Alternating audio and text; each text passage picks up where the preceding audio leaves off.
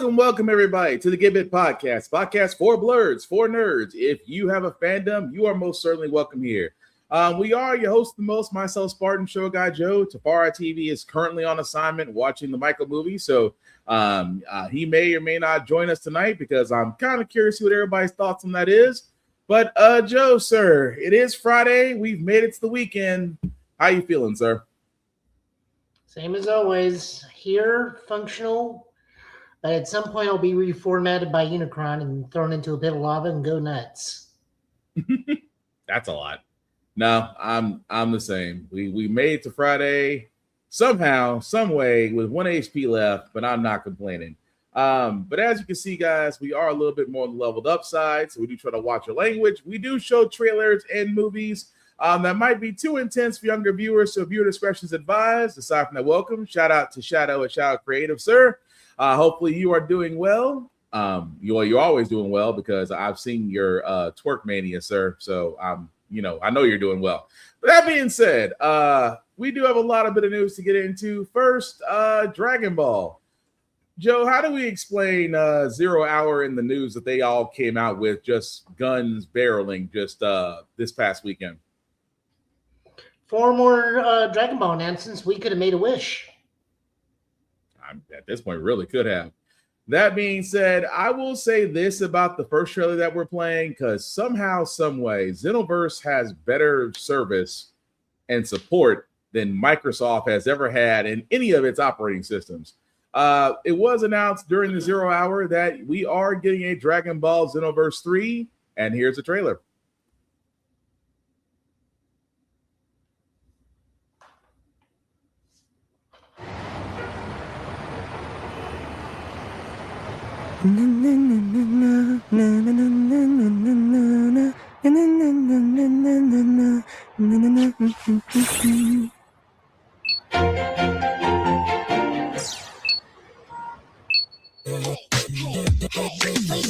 Let's go take a look at me. I was born to be and I know that's stunning. Look at me speeding with the spotlight. Catch me if you can. Watch me glitter like a galaxy. Every smile I bring to you.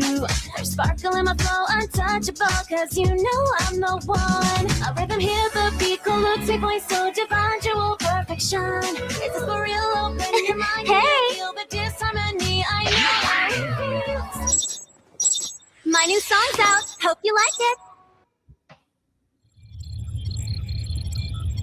Look alive! Another incident in New City. That's your cue to head out and take care of it. All right, Brett. Ready? Oh, yeah!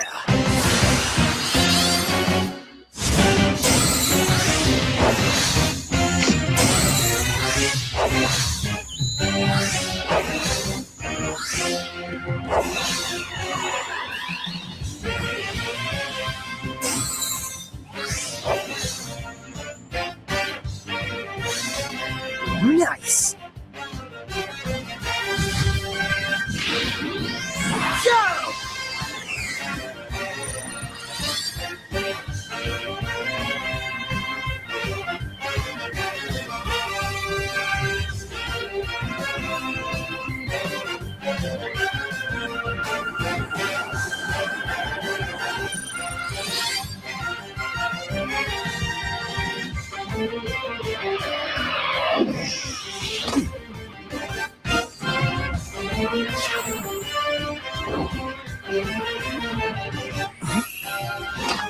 Hey, partner. The incident should be just up ahead. Careful, though. I might just steal the spotlight myself. Now, here comes the hero.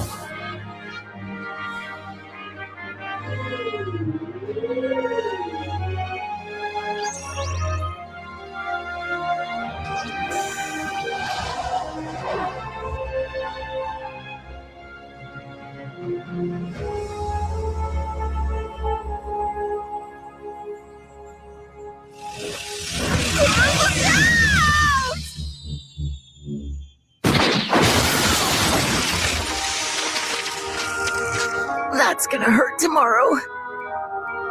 Wow, you really caught me off guard. You okay?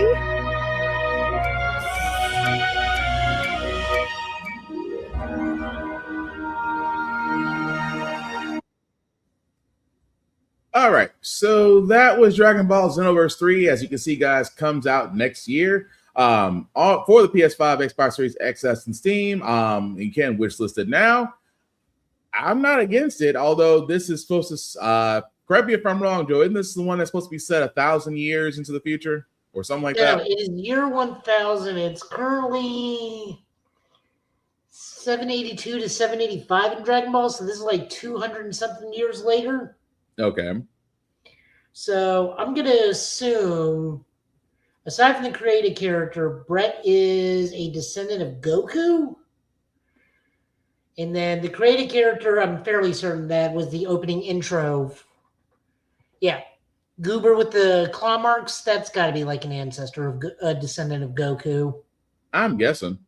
Although I was kind of curious, I was like a Bulma-like character, but I'm like, that can't No, that be. is actually Bulma. So she keeps on wishing on the Dragon Balls, huh? Well, we don't know how it is because we know she invents time travel at some point. Mm-hmm. She could be using the Dragon Balls. She also has that halo ring around her neck, so Yeah, we could have given that to her at some point, just like, I'm going to keep you around because we're super best friends. that's true. And think of all the food you can get me over the course of the many years. But, like, I'm going to lean more towards time travel because I don't think Bulma would want to see all her friends and family die around her from old age. That's a fair point because I mean the fact that she does have the Whis necklace does say a lot. So you But got a point also there. this particular scene right here, like the ending, I guarantee you that's the opening of the game. Yeah, I'll Like agree you with made that. your create a character, and then that is literally the opening cinematic after you get out of the character creation menu. I agree with that. Although it does look pretty cool, I can't lie. I do want to see some fighting though, but I understand this is an announcement. We're probably gonna get gameplay as we get closer to next year, but not against we're 2 months away from Summer Games Fest, so we may get something there. that is true. The other thing we noticed is Piccolo's still around, but that's not unheard of considering how long they can live. I mean, the Namekians do have a long lifespan, and the fact that then we saw other. Hang on a second. The Videl style Yeah. created character. There's a punk Sam with the pompadour in an alleyway. Yeah, right there. Yeah, right there. With the tail, Punk yeah. Sam. That's interesting as all get out, but yeah, I'm gonna be curious. Like I said, with Xenoverse 3, with Xenoverse in general, 3 games, and it's been what, almost 25 years, give or take, almost 30. Xenoverse was PlayStation 3, but PlayStation 3. Because I was gonna say, Xenoverse has been around for, I want to say, quite a freaking while. Let's see, 2014, 2026. So yeah, 12 years. I was way off. The initial Xenoverse came out in 2014. So yeah, 12 years. Although it feels longer, I'm not gonna lie. But again, who are we to knock it? Because those guys, and I mean, as far as support goes, we talked about Xenoverse 2 getting an update just to match Dragon Ball Daima, which kind of goes into the next thing we're gonna go into with Daima because Dragon Ball FighterZ, another game that also got announced, was getting an update as well. Which is still wild that FighterZ is still getting an update. That they talked about their latest edition, which I could have sworn we covered this, but correct me if I'm wrong, Joe, was that with Goku, SS4 Goku from Daima being added. Did we not cover that before? Yeah, we covered the initial announcement, but this is the gameplay trailer. Then after this, we have the Xenoverse 2 trailer, right? The Sparking Zero. No, there's also Xenoverse 2 final DLC trailer. Oh, I gotta go find that one. But in the meantime, let's go ahead and get this one out the way, because for all you fighters, this is Goku SS4 Daima. And although this is now gameplay versus the announcement that we showed previously, it kind of threw me off for a second. But here it is.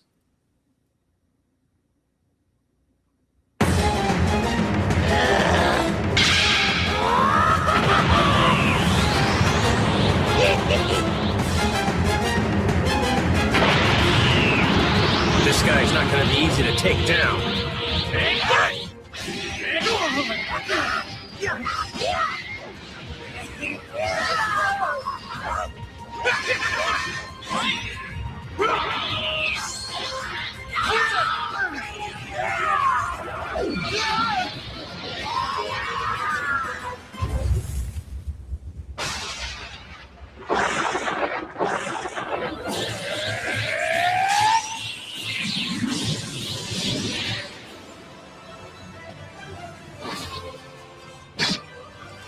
Thanks for pushing me to my limit. I trained harder because of you.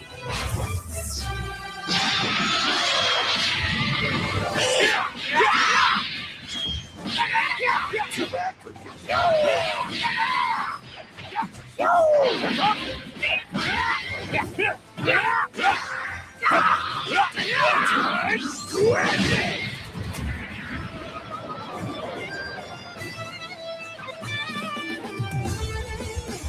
Two Super Saiyan 4s, huh? This should be fun. Come on!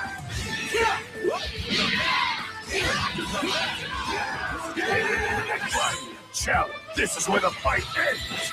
Ultra Big Bang Kamehameha!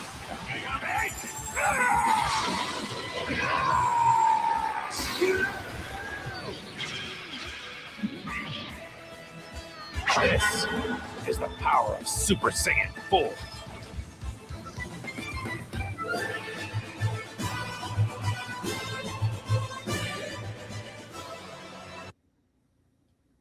All right, so that was the content that we did announce earlier as far as Dragon Ball.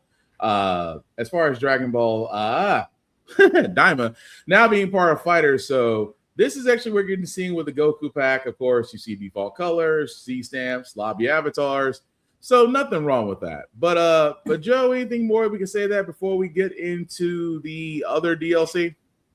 I mean, it looks fun. The hands are animated a little weird. I'm not saying because I'm not unfamiliar with the character design. It's just those don't look like Arc System stuff. This looks more like Namco's taking over the animation style for this.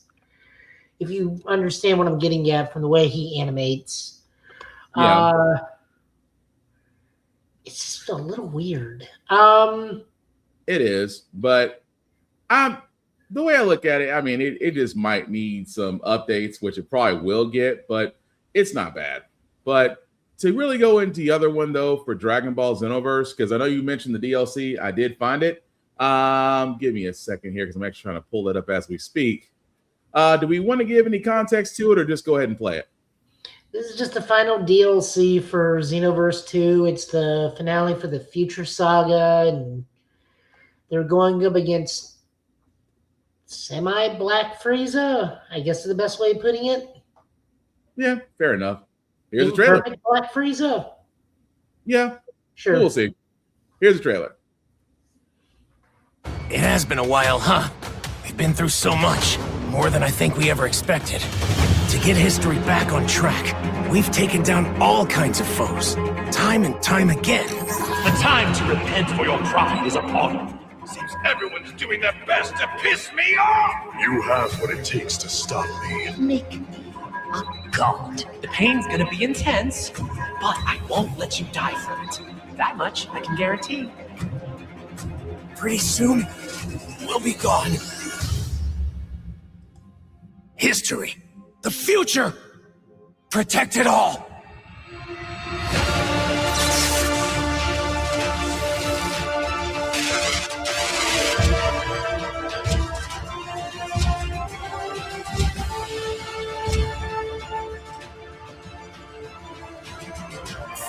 Now, the final battle begins now.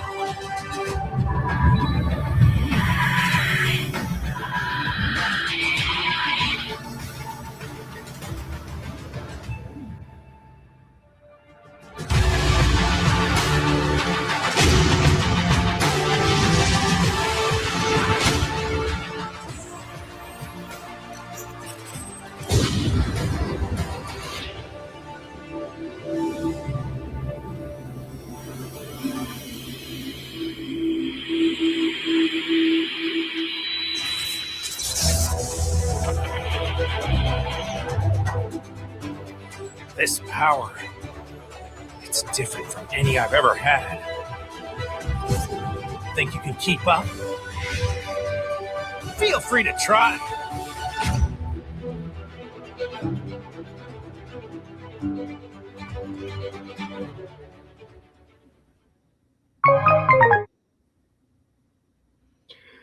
Yeah, so that's the current trailer for Xenoverse 2. I have not gotten to play that. In fact, the last time I played Xenoverse 2 was when it was Cauliflower and Kale, or Cauliflower and Kale came out. Khalifa and Kale. Whatever their name is, it's Khalifa and Kale, or Cauliflower.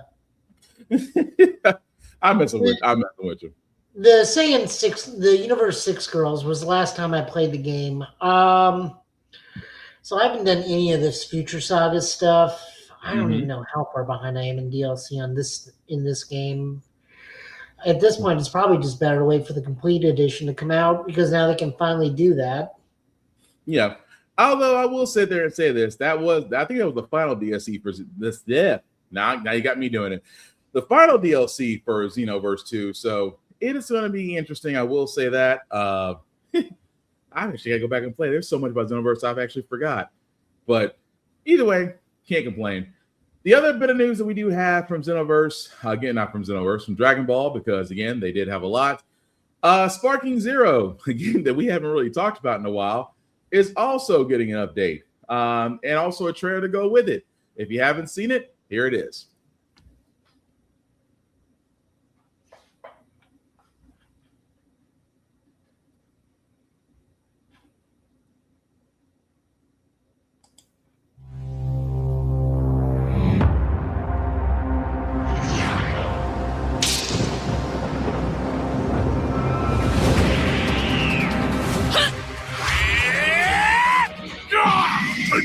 Over here! You're finished! It's just as the mad doctors intended. Now, my final blow! You cannot hope to defeat me. Let's do this! I want everything you've got! Take this! Let's do this! I'll protect the peace of the whole galaxy. Check it. Here goes! It was you against the universe. You nearly won. I hope you can come back once more, but good. Your evil can't be allowed to exist in this world. I'll get you! Vidal, join me! I'm on it, Sandman! Don't you mock me! We're settling this right here and now! I've come up with a fun new game! I got a favor for ya! All right, you ready? You have earned being crushed beneath my feet! Gotcha! If you can complete the task, I have a wonderful reward ready for you. Well, are you ready? I'm not the same anymore.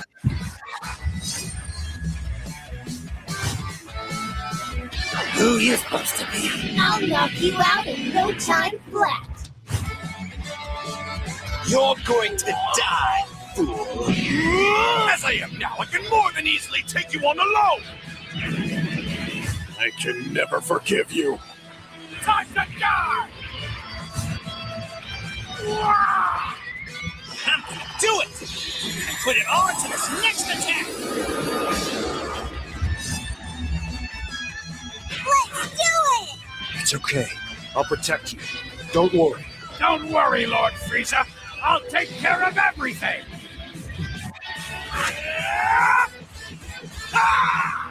Ultra Big Bang! Kamehameha! Break through the limit!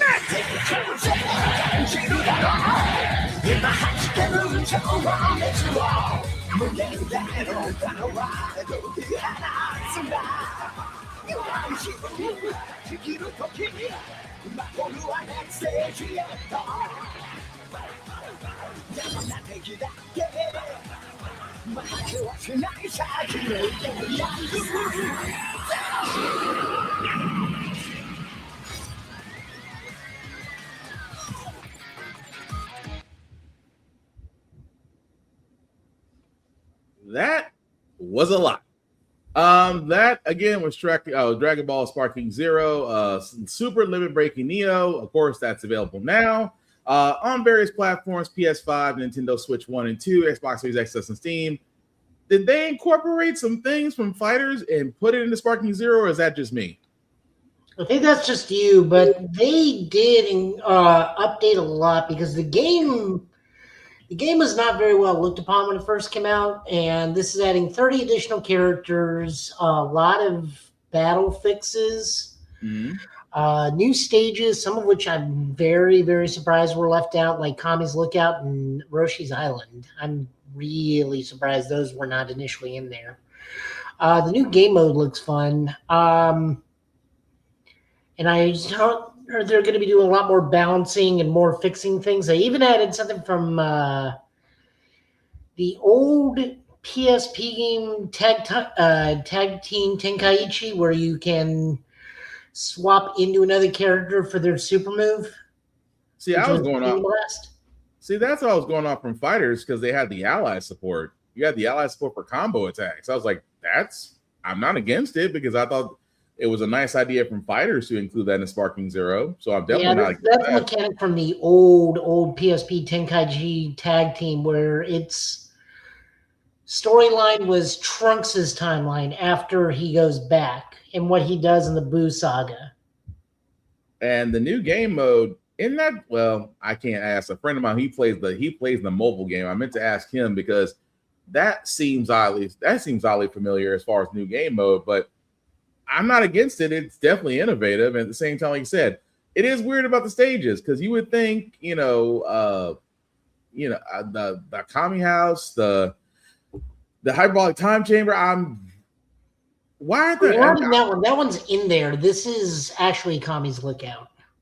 Oh, Kami's Lookout. Sorry, but again, I got to ask that question. You think they would already be there, but again, who am I to knock it? We've been trying to get Waffle House and Tekken, so we've been trying to get Waffle House and Tekken for a while, and that's never going to happen. But still, I'm not against it. We can get Harada to Waffle House specifically at 2 a.m. We would not settle for anything less. We hope they do. We hope they treat that man right. But no, Dragon Ball Sparking Zero might bring back. I'm not sure. Actually, let me take that back. I'm not sure about their sub player count right now. I don't think they've had any low counts. But if you want to get people to pay attention more at Sparking Zero, this is the way to do it. But anything else, Joe, you want to add to this? No, I mean, I'm looking forward to going back. If anything, I want to see. Hopefully, this DLC doesn't cost an arm and a leg. That's the thing, because it's like 30 characters, new character customization updates. 20 plus customized items and costumes and new super attacks. So, I would think because if it's available now. Well, the game's available now. The update Super Limit Breaker Neo is available in summer 2026. Right. And let's see. I just want to see if they mentioned it, but I don't think they put a price on it quite yet. I think it'd be at least $20, 20 to $24.99. Yeah, they haven't put a price on it yet, but I would agree with you. They'd probably be in that same price range. But either way, I'm not mad. It looks freaking great. But speaking of things that are looking great, we gotta start with James Gunn because Gunn surprised us on two fronts. One, we got a Clayface trailer, a teaser trailer. Let me say it better, not a full trailer, it's a teaser trailer. And he actually may have had a hand in Coyote versus Acme. But before we get to Coyote versus Acme, we got to show Clayface because again, this is one of those projects that again, Gunn did not direct, he did not write. So let's just clear that out the air already. He did not write it, he did not direct it. He is just helping it get along on the actual DC film schedule. That being said, it is going to be a separate movie, although they did say it was going to be horror. And after watching this teaser trailer, I think they may have gotten it right. So again, trigger warning. This is a visual horror teaser trailer. You've been warned.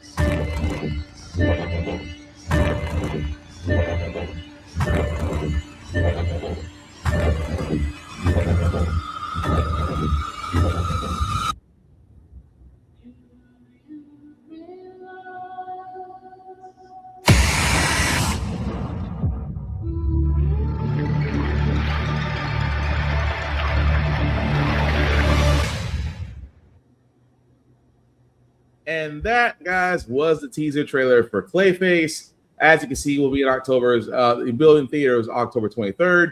So it makes sense for a horror movie to actually be closer to Halloween. It makes sense. But for a teaser trailer, I do want to see more. But this is probably the one time a horror movie that gets me that I honestly want to see what they do with it. We do know this is following the Matt Hagen Clayface. We do know that I was literally about to ask that. This actually, according to Gunn, this actually happens. Scrap. What I was gonna say. This happens before Batman. So it happens before Pattin's Batman. So he did answer those two questions as far as where we know.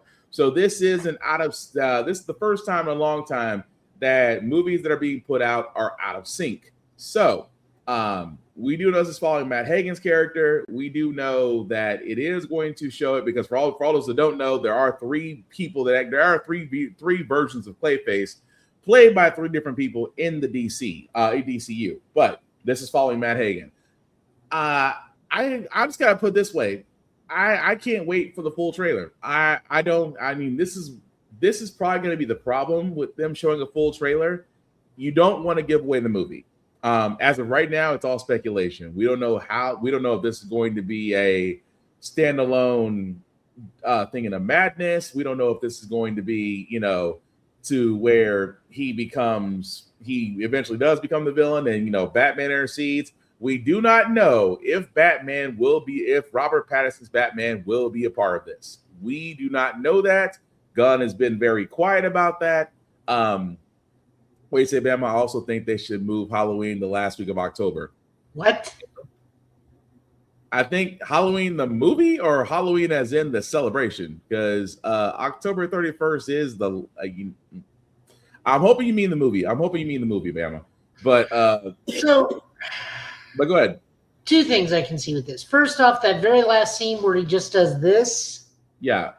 That's not Clayface. That is, right there. Hang on. Go ahead. Just let it be done. Right there. That's the question. I'm not going to argue that. I'm just looking at it like, no, that's the question. That's not Clayface. That's the question. Also, this comes out the week after Street Fighter. So. Yeah, because Street Fighter comes out the 16th. That's going to be hard. Street Fighter comes out the 16th. It makes sense. Or we combine them and make Clayfighter 33 and a third. You want to make Clayfighter into a horror movie? No. I'm saying how we had Barbenheimer and Doomsday, we now have Clayfighter.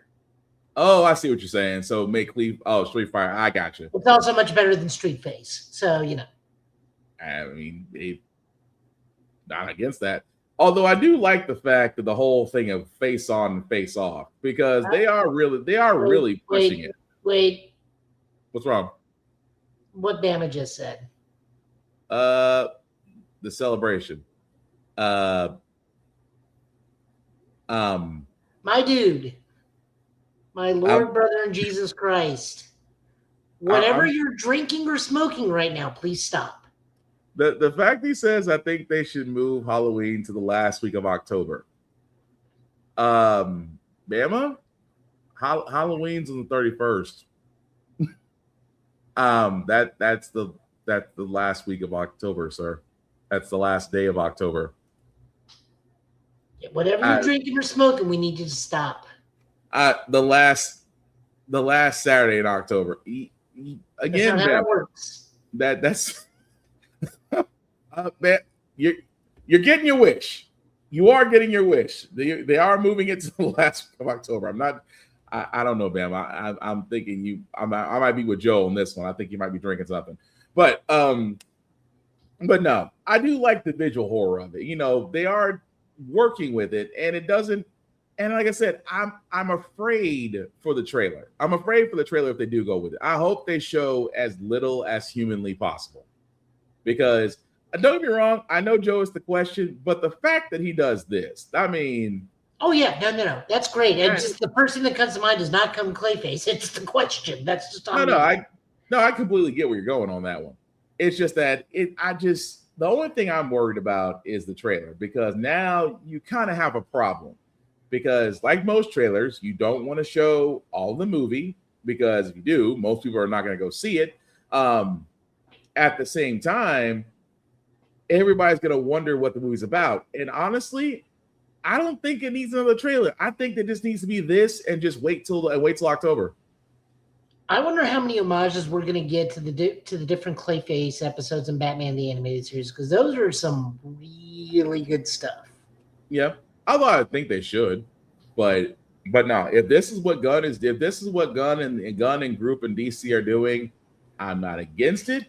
I just want to see more of this, because, like I said, they're being very close to the chest about what this movie is going to be about. Outside of that, we know it's one of Batman's rogues.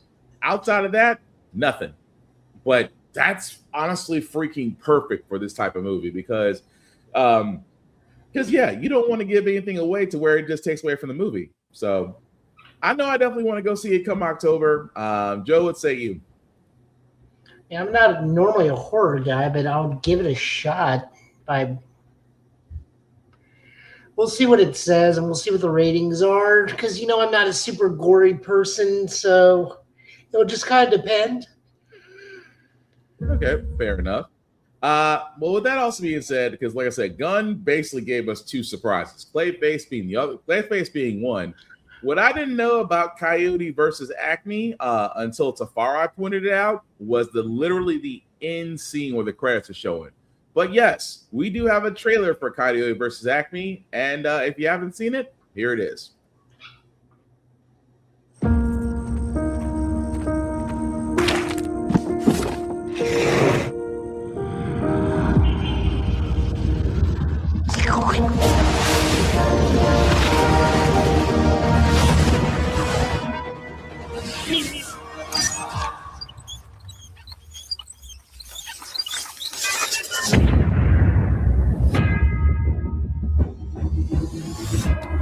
Have you been horribly injured by a product made by the Acme Corporation? It's not your fault. There's probably someone to blame.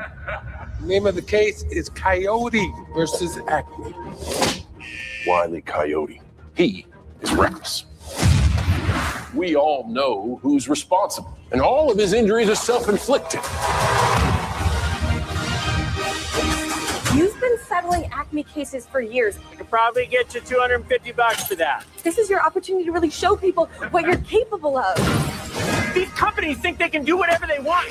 We're sick of it. Acme, hack you! Nothing to see here. We really have nothing. We both know it would be very unpleasant if anything bigger were to become public.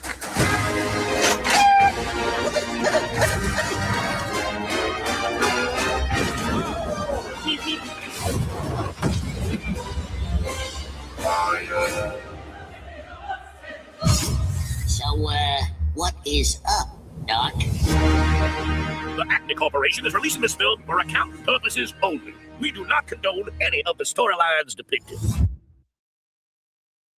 So yeah, that, guys, was the trailer for Coyote versus Acme. As you can see, this was the movie that, again, guys, got canned, put in the same vault as Batgirl, and then somehow, some way, got out of the vaults, got very little marketing, and now about to be seen in theaters. If this wasn't the little movie that could.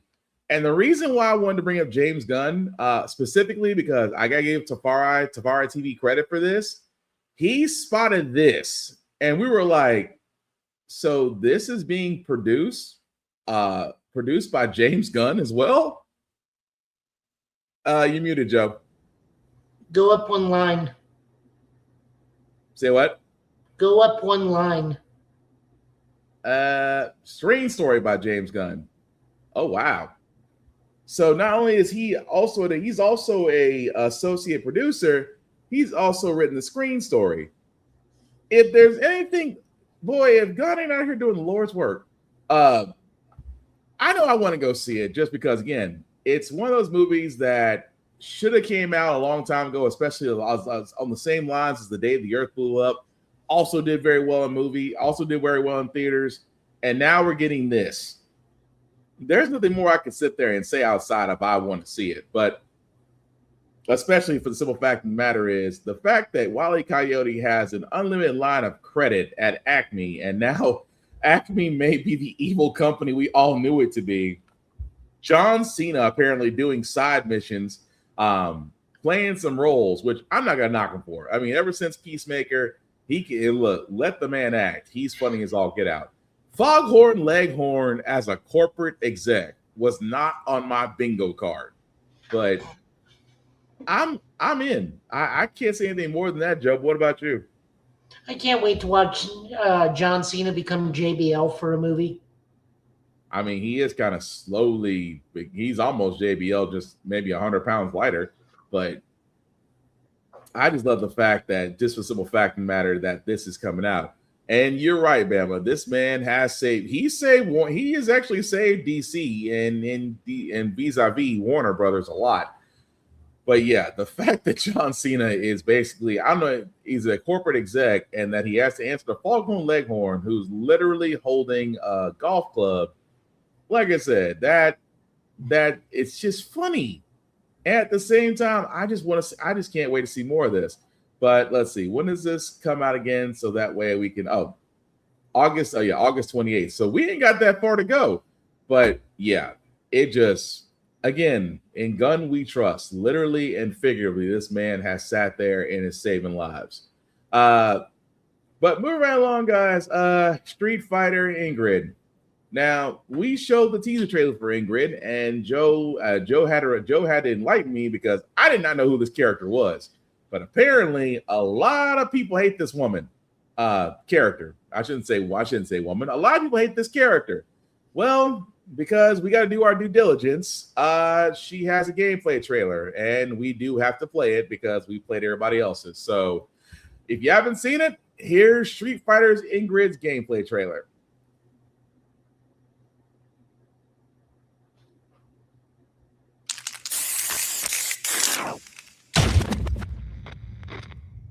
What am I?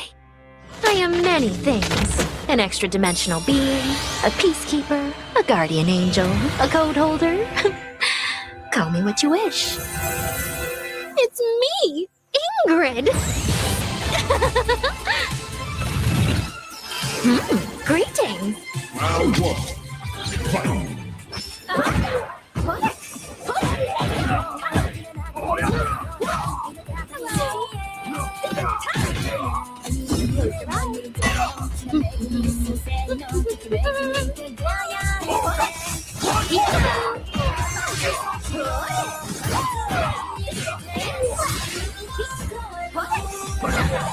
Fight.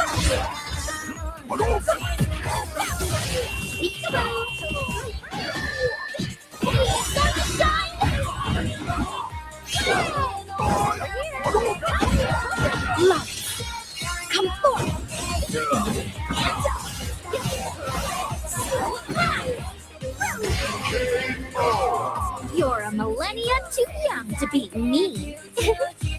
Ah, right on time.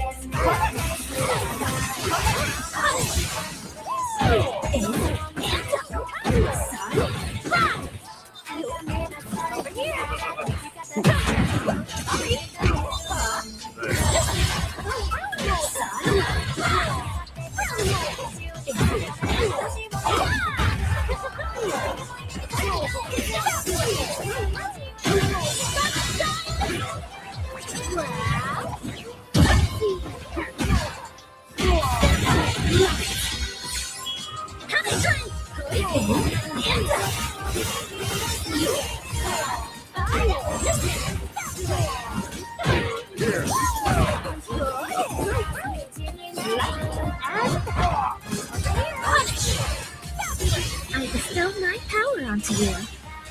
Ooh, wow. You need an example? Here. Oh. Well, I can't say no to this. Off I go.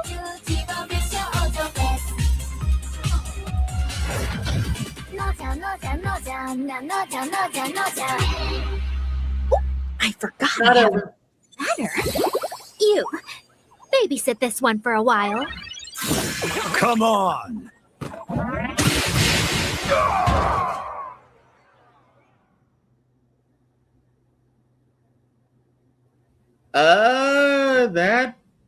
That was a lot. That was a lot. That was Ingrid's gameplay trailer for Street Fighter 6. I believe, let's see. That's the year 3 passes that are now on sale. Of course, I guess she's a part of the group with Alex, with C Viper and Sagat. Sorry. So how can I be? Bama, you kind of beat me to it. If someone plays her, she'll be busted. I guess she's very much meant not from Street Fighter 5. I'm gonna be honest, because I was telling you, Joe, I've never heard of her. So it could be me because my Street Fighter lore is not that well versed, but I'm not gonna say nobody's gonna play as her main. No. This character, there's probably gonna be like every time a new character in Street Fighter comes out, the lobby's gonna be filled with them. It's why we have that running joke every time I stream and I run into an Acme character. I fought them so much, I know what to do, and I have to teach that old man a lesson every time. Of all the players, that's why I said this is a choice. This is a choice. Are we going to cover that speculation, highly speculated leak? I don't know if we should, just because I don't want to bring hope to where it probably isn't there. This is true, because if we do cover it, that could lower, and it not be true, that just ruins our integrity in the grand scheme of things. It's going to be funny if it happens. I don't believe that for thing, but again, we got... Bama, agree with you. Just ask Marvel Rivals players. Yeah, the thing with Marvel Rivals is they'll get around to those people at some point. At this point, everything's on board. But I'm sure we'll find out what Street Fighter 4 or Street Fighter Year 4 is going to be like. Mm-hmm. Isn't Evo soon? Evo is July, so we got. I want to say July. It's either Summer Games Fest or Evo. I think for Evo this year, I want to say it's July, but I'm wrong. June. So June 26th. Well, the main one in Vegas is the one I was thinking of. That's June 26th and 28th. So Evo Japan, I think, happens before that. But no. So it'll either be Summer Games Fest or Evo. It'll show what Year 4 is. Yeah, but what we're talking about, guys, because again, we didn't want to talk about it, but we also, like I said, we always want to make sure that we're giving you the most accurate news when it comes to the gaming world. And right now, there's a lot of gaming rumors out there. So what Joe is saying and what I'm saying, and again, take this. We're just gonna say it. We're not gonna show it. Also, Maximilian talked about this too, because him being a Final Fantasy head. he and him being an insider, he has a lot more knowledge than both me and Joe have access to. What we're getting at is that someone is hinting very heavily that the next year of Street Fighter may include Tifa from Final Fantasy. Now, again, take Japan this is next week. Oh, wow. Well, there you go. Well, what we're saying is, whenever it comes to this, please take this with a abnormal amount of salt, because Square Enix has been very quiet about this. Capcom hasn't said a word about this. This is supposedly from somebody who is a leaker who claims to have inside information, and right now, nobody official is claiming it. So take that with a abnormal, unhealthy amount of salt, whether that's true or false, because right now we're leaning on the fact that if Square Enix and Capcom haven't said anything, then it's not true. No matter, whoever it may be. I don't care how good of a leaker they are.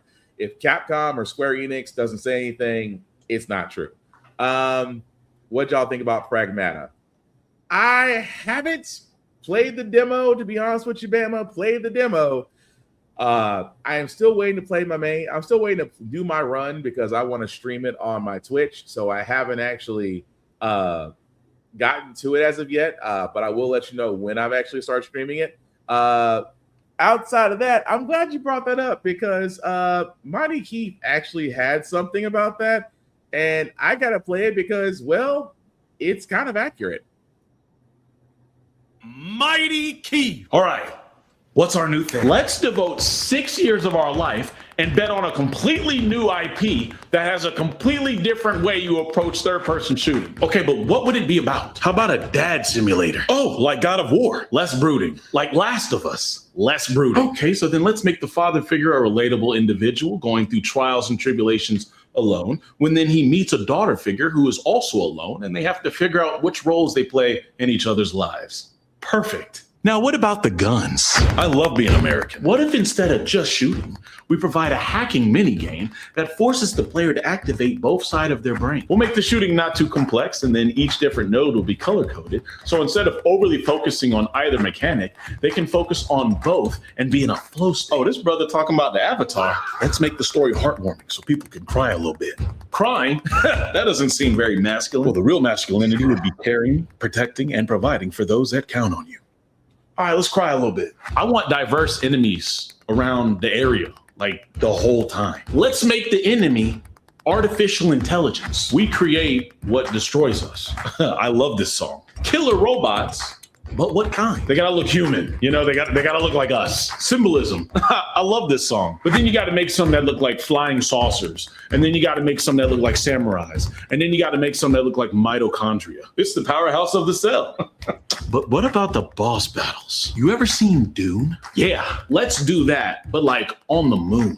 Let's make a virtual Times Square where we fight a mechanized big beetle spider hybrid. Hell, let's throw a robotic android scorpion with lasers on its tail in the forest. That sounds just wacky enough to be made from us. Every 5 seconds, I want the player to have to choose what upgrades they're going to do to the weapon, the mods, the suit, or the hacking abilities. What if we gave the player, 15 different weapons that all play completely different and have all distinct purposes so that the user doesn't just play one weapon, but cycles through a lot of them? Reminds me of Horizon Zero Dawn or like Ratchet and Clank. It's almost like we're making a straight to the point, fun single player game. Like back in the PS3 and 360 era. Instead of chasing a trend with multiplayer games, more AAA studios should make games like this. More AAA studios should make games like this. Or that's just crazy. And he's right. I mean, funny aside from that, that is pragmatic to a T. Like I said before, Bama, I played the demo multiple times, loved it. I actually have the full game, just haven't actually did my run yet. And what did you say? I like the main character. I like the main character isn't a man with a broke past. Fair. I was gonna get that later, but that I was on my list. Yeah. So, I mean, Keith does have a point. That not everything has to be multiplayer. Sometimes a single narrative-driven single-player game, which a lot of us do play, is really what we want. So I'm not knocking it. I like it. The fact that Keith just came out and said the quiet part out loud is still funny to me. But yeah, I completely agree with what he said. But yeah, Pragmata, I am definitely going to get to. I just haven't decided when I'm going to start. Hopefully it'll be this weekend, if not next weekend, because I definitely want to devote some time to it. But yeah, so far from what I've heard, Bama, Pragmata is widely accepted. There is a dark side to that, but we're going to keep it lighthearted on the show today because I'm not going to talk about the dark side of that's like the dark side of Twitter right now. So I'll leave that alone. But yeah, if you haven't had a chance to try out Pragmata, highly recommend that you should. But yeah, I'm definitely going to do that. But Joe, anything to add before we move forward? No, not really. No, not really. Okay, fair enough. Well, we also have the trailer for Devil May Cry Season 2, and it does have and I got a lot of questions after this trailer, but I'm going to go ahead and play it and enjoy it because Netflix, you have something. But to repeat what Mighty Keith said, yeah, AAA, we actually want to see more games like that. But the trailer for Devil May Cry Season 2 on Netflix. Do you know why we are here, Dante? There have been some issues. You lost your mother, and now your brother suddenly back? Virgil, what did Mundus do to you? He set me free. You're gonna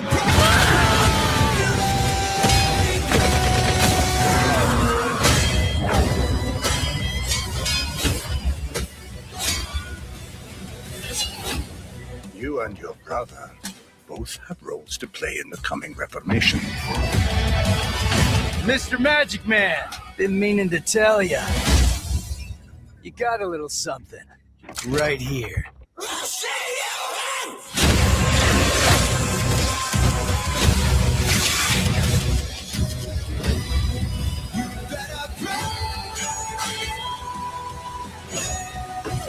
Ladies!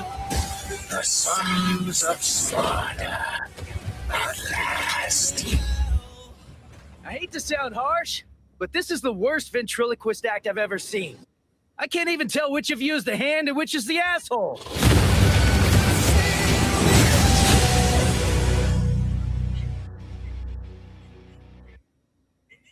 All right, so that was Netflix's Devil May Cry Season 2. As you can see, we'll be streaming on Netflix May 12th. I'm digging it because I do kind of see, we do actually get to hit, let me try it again. So we do get to see Dante get those traditional guns, ebony and ivory, which again, love to see that. We are going to go ahead and see Mundus, which again was the main character out of the reboot and also the first game. Virgil is basically making his appearance. It looks like they are going to have some flashbacks to their family home. And of course, Lady's still a part of it. So it's a lot going on in this season, and I am looking forward to it. To be honest with you, Bama, the anime is actually pretty good. I like it. If you have not seen Devil May Cry on Netflix, Season 1 is still on there. Definitely do check it out.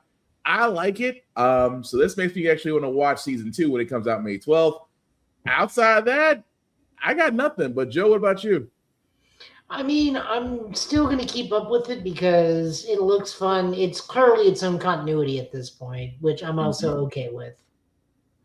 Yeah, because I saw some things from 1, 3, and 5. Yeah, which are not good. Well away from 2. Yeah, yeah, yeah. It never happened. It just goes 3, 1, 4, 5. Yeah, we don't talk about 2. We just don't. But no, this is actually coming out May 12th. Some people are not happy about it. Happy about what, Bama? You gotta be a little bit more specific. But no, it looks great. As we said, this is coming out May the 12th. Of course, in Netflix grand fashion, they may release 2. Was that hard? No, 2 was just bad. 2 was like Joe said, 2 Devil May Cry 2. Now keep in mind, this is after the first one. After the first one, which again, the first Devil May Cry, wildly popular. Devil May Cry 2, for a 2-disc game, nobody talked about it. And if you played it, you pretty much forgot about it. It was that bad. And it was like night and day. I'll put it this way, Bama. Devil May Cry 2 and Devil May Cry the original was like night and day. And I mean that ever so succinctly. Some people are not happy about Devil May Cry anime. The one done by Madhouse, which was 8 episodes, I didn't think it was that bad. I actually liked that one. So that Devil May Cry, which was 8 episodes, I thought that was pretty good. The anime was great because Madhouse was behind it. I had no issue with it, but I didn't hear a lot of negativity behind it, but I could be wrong about that. But no, with this one being on Netflix, it just looks like it's a solid hit. Especially for the simple fact of the matter, it's just Dante and Virgil fighting. And let's be honest, whoever, you got plenty of lore and screenshots from Devil May Cry's previous games when they all fought. All you got to do, copy and paste, or at least, amp it up. Either way, you're good. But also moving right along, guys, the last game trailer that we do have, again, I loved it because if you have DMC Netflix, if some people, let's be honest, man, there's gonna be some people that like something and some people that don't. I didn't see any problems with it on Netflix, but again, to each their own. But Assassin's Creed's Black Flag, this was actually announced yesterday, announced by Ubisoft, because Ubisoft needs wins right now. But the fact that everybody kept saying that we want a Black Flag remake, although technically outside of that one, that's the more widely popular one behind Rogue. Just yesterday, they did actually announce the remake. This is basically being called Assassin's Creed Black Flag Resynced. If you haven't seen it, here's the trailer.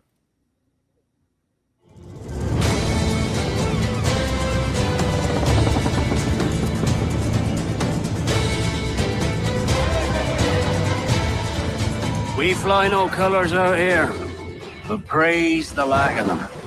So let the black flag signal nothing but your allegiance to man's natural freedoms.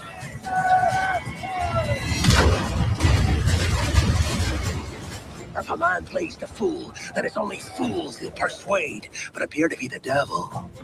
And all men will submit. We're pirates, kid. We take as we please and become who we like. But that look in you, it's not who you are. Who am I then? You're a wonder, Kenway. You've a knack for this kind of work. It ain't work if you love it.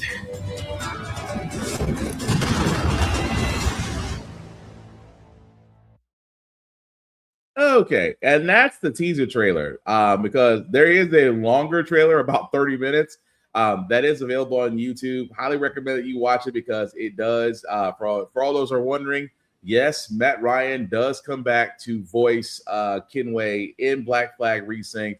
As you can see, comes out July the 9th. I am definitely getting this because, again, from what they said, it is a complete revamp of what's going on.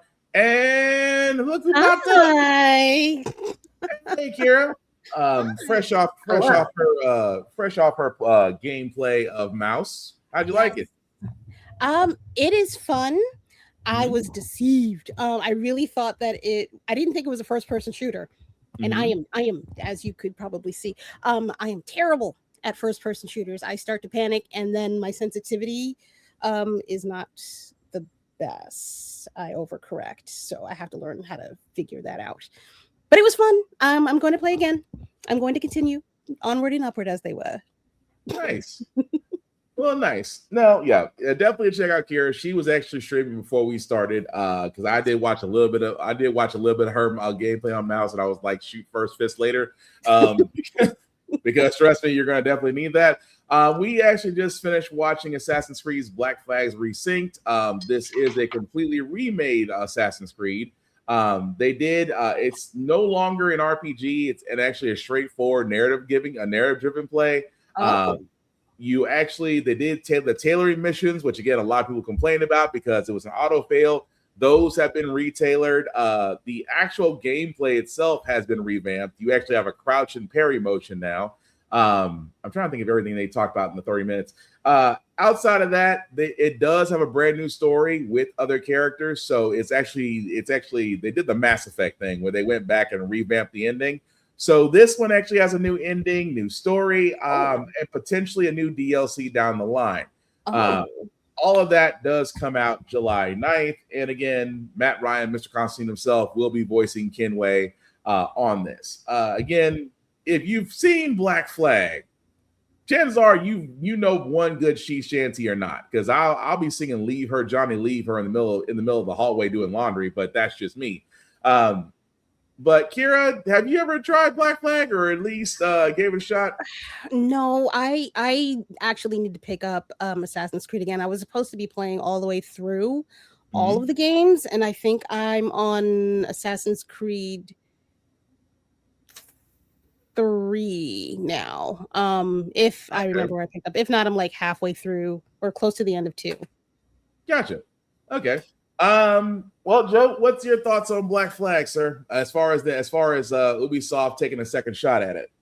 If it's not One Piece, I really don't care about pirates. Pirates of the Caribbean completely killed all love of that certain genre. So,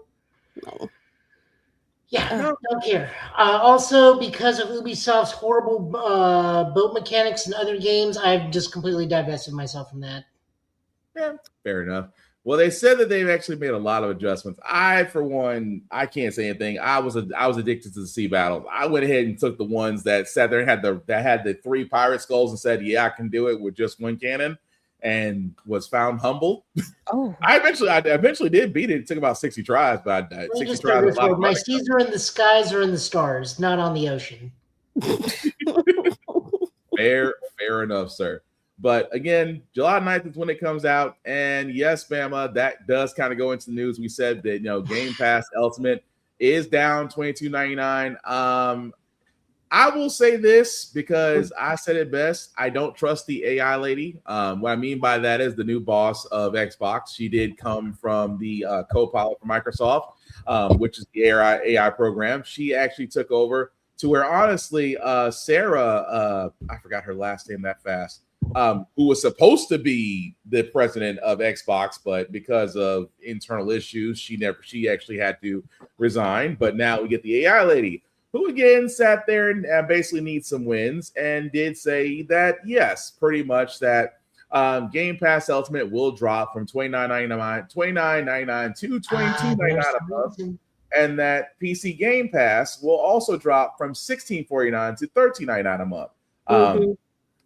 Again, I say this with all the love in the world because we are already tired of subscriptions, because every subscription, whether it's streaming, whether it's video games out there, they're all increasing in pricing. And now it just feels like Xbox is trying to say, please don't leave, but you're giving them too much credit. It's cheaper for them to take a loss and get thousands of people or hundreds of thousands of people to sign back up so they can actually mine your data and gameplay for their more than probable AI centered content in the future. Oh, I completely agree. I'm trying to be nice. I mean, you are right. I'm trying to be nice and really not say that. For what? They not being for $23.99? I'm not being nice to nobody. Absolutely not. No, completely fine. Because I sat there and said I don't trust the AI lady because you guys have basically been brought in to turn Xbox basically into Luna.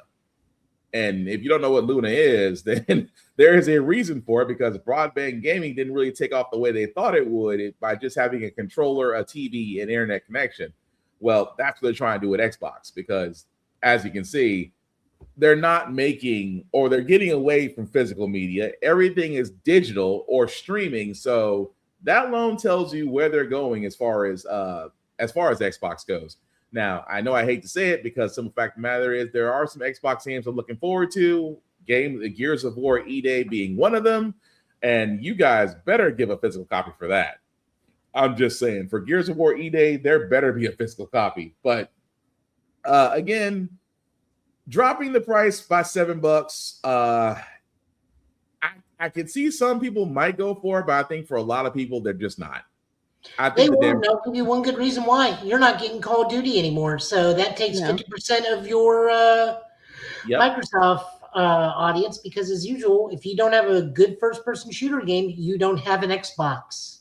That is true. And yes, to answer also that question, Call of Duty will be removed. Now, to actually clear up some confusion, current Call of Duty titles are still available for Ultimate for now. So if you do actually, because a lot of people are like, well, that just means what's not. No, if you already have Call of Duty installed on your Xbox, you have access to play it until you uninstall it. Now, once you uninstall it, that's on you. Yeah, because I'm sorry, once you uninstall it, because for those that have it, because I gave up on Call of Duty after Black Ops 6, but if you have it, good for you. Don't uninstall it. That's all I'm gonna tell you. But no, we can only go so far with Xbox, and I'm sorry, AI lady, just because you dropped it $7 does not make me smile. Although this is gonna make some people smile, I guess, for the Stranger Things crowd, because apparently we can't seem to let that go. McDonald's, outside of their K-pop Demon Hunters, because that's still a thing apparently, because last time I went to McDonald's, there's a Saja Boys Happy Meal and a Hunter's Happy Meal. I did not know that. Yeah. Stranger Things Tales from 85 and McDonald's are going to team up for a Happy Meal. So I guess if you're a fan of Stranger Things, or you're really a hardcore fan, eventually, which will actually happen on May 5th, they will actually start rolling out with a Happy Meal that gets you a collectible toy, a Stranger Things activity book, and of course, food that might be highly questionable, and also a QR code that lets you save Hopkins and McDonald's from the upside down. I understand that this is probably going forward with the Stranger Things Tales from 85 animation that Netflix is coming out with. Oh, so I'm sorry. No, go ahead, Kira, go ahead. What the fuck are we doing? What are we doing? We're beating a dead horse. Oh, the horse is, we're whipping glue at this point. Yeah, we really are. Jesus. I'm going to be honest, because I can only see collectors and scalpers are going to go for this.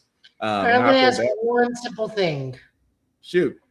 Does it come with any Eggos? You know, it does not say.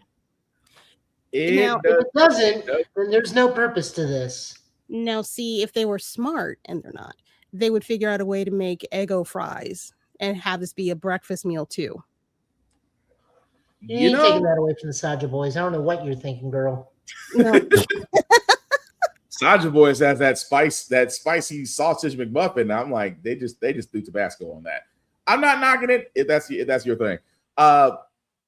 Again, this is marketing, but I also say this is beating a dead horse, because Stranger Things, no matter whether you like the ending or not, it happened.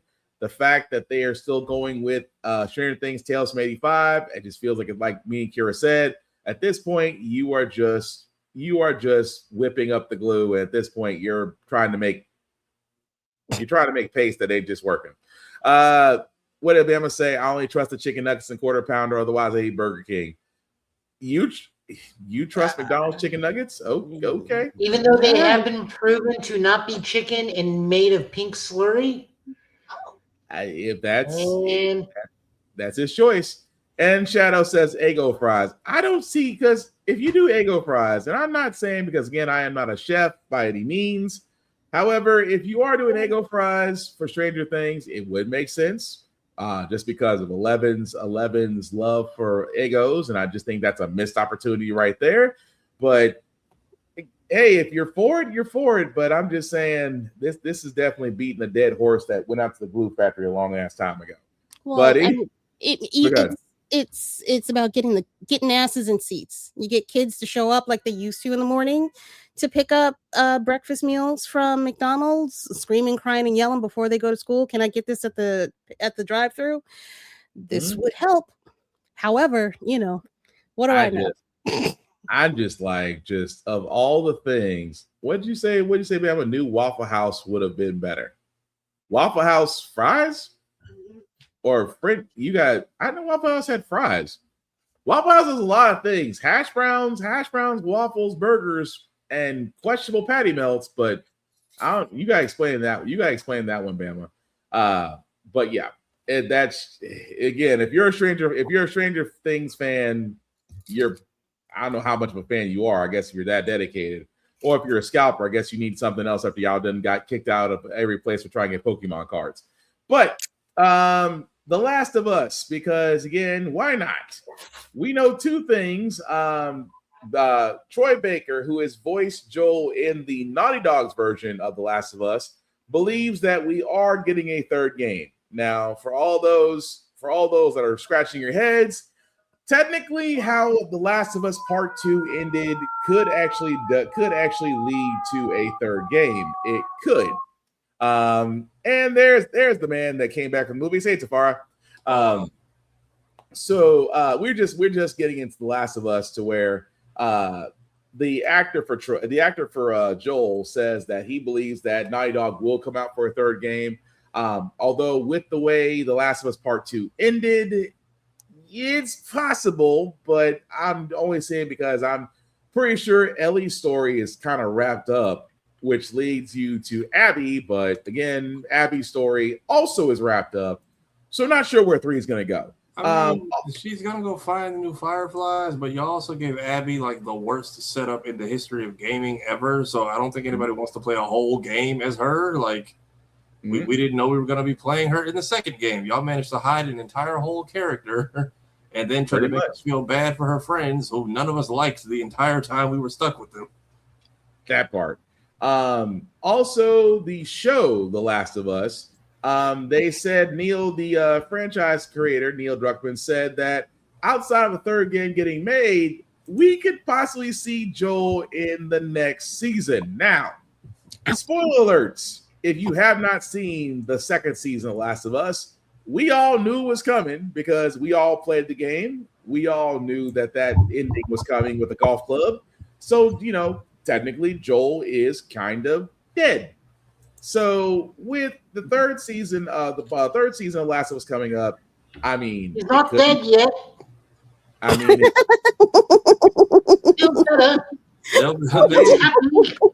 he's only half dead. He's only half dead. So I mean, I feel happy. Troy. There'll be more from my character, Naughty Dog. I say he did.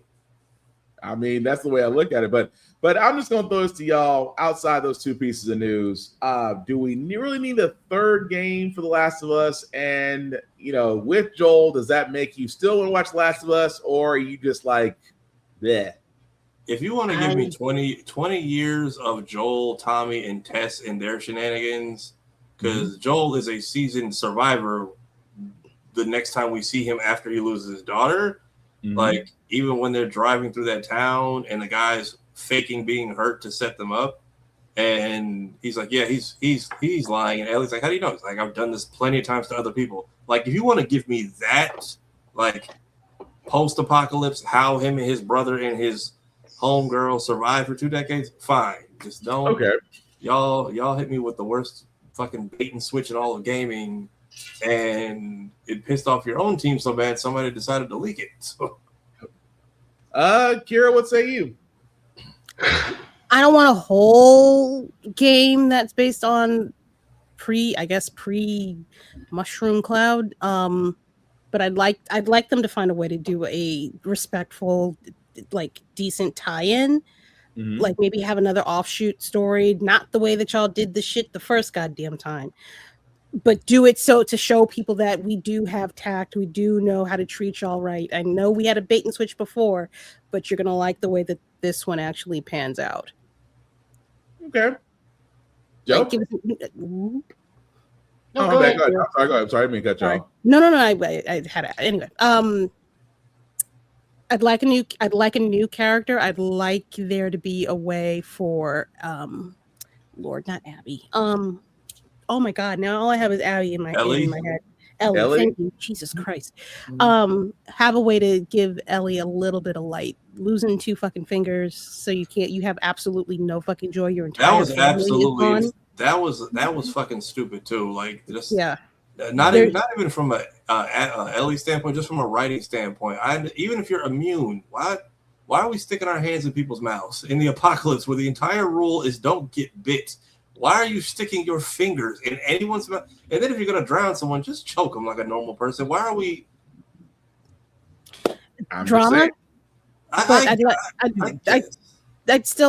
like something to make up for all of that. If they can figure out a clean way, I'll forgive a couple of stumbles along the way, but if they can figure out a way to make this a cleaner ending, or like pull out all the stops and make this the saddest fucking ending, but with purpose, I would accept that. All right, Joe. Why not do it one where it's Tessa's story? That's what I'm saying. Like a That's what Tamara was saying. Like a tie-in, because literally the outbreak is the first day we meet these characters, and then we skip 2 whole decades, and Joel has lived a life, so we don't even know how long him, Tommy, and Tess, or him and Tess, have been in that current facility, which they clearly sneak out of all the time. Yeah. Tommy, who's at like the power plant for that facility, or one of the Fedra locations. So I mean, we could literally see the rise of Fedra, Joel, whatever Joel is doing to survive during that time. Because we pick up on a grieving man who's now. We could literally end on like Ellie's birth or something, or end on Abby and Ellie and the discovery of the new Fireflies, or how the Fireflies came to be. Yeah. Something that kind of foreshadows stuff that happens in the future and why certain characters are the way they are. Because Joel has, the show kind of did a good job. Joel has set people up and robbed them in the past, but he also says, I'm not the snitch, and I ain't protecting the snitch either, because we had a whole system of those, which set up the brothers story. Yeah. Mama, we gonna get that momentarily for season 2, so bear with us. We're gonna get that. Bama, are you watching season 2, Bama? We're on 4. Yeah, because it's been a night with Bama already. Trust me. So, back to the other thing I was gonna say. Also, at this point, I think we're just not in the same space we were to watch sad dad stuff or play sad dad games anymore. Like, we've moved beyond that by now. Yeah. So just I'm sorry, go ahead. Like, if we are getting Joel back, it makes more sense to do that. Like prequel thing and explore that. But like, I'm so sick of sad parent video gaming at this point. Like, I'm just so tired of it. The genre is not played out, but at this point, like, I don't need sad parent stuff anymore. I just don't. And that's why I'm like, it's good to get a testing, but that is still kind of in the sad parent realm. We don't know much about one thing is, if it gets too sad, Tess can just walk away from Joel.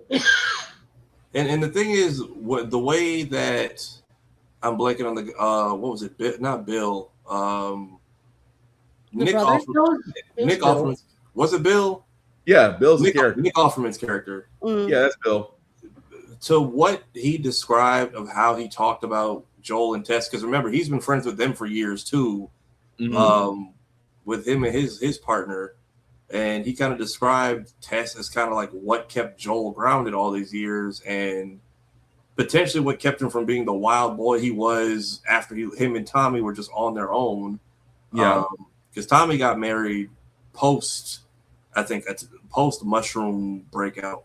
So if you want to give me not sad, but hey, 2 brothers that will do what they need to keep each other alive, coming to an understanding that, hey, it's us or them, as they both have nothing left to lose but each other. It doesn't have to be sad, but hey, it's kill or be killed, until maybe they're just like, we found the Fedra station, we'll take civilization, and maybe show, because they kind of hinted that him and Tess kind of had a thing, but they're both understanding that, hey, it could be any one of us tomorrow, so let's not get.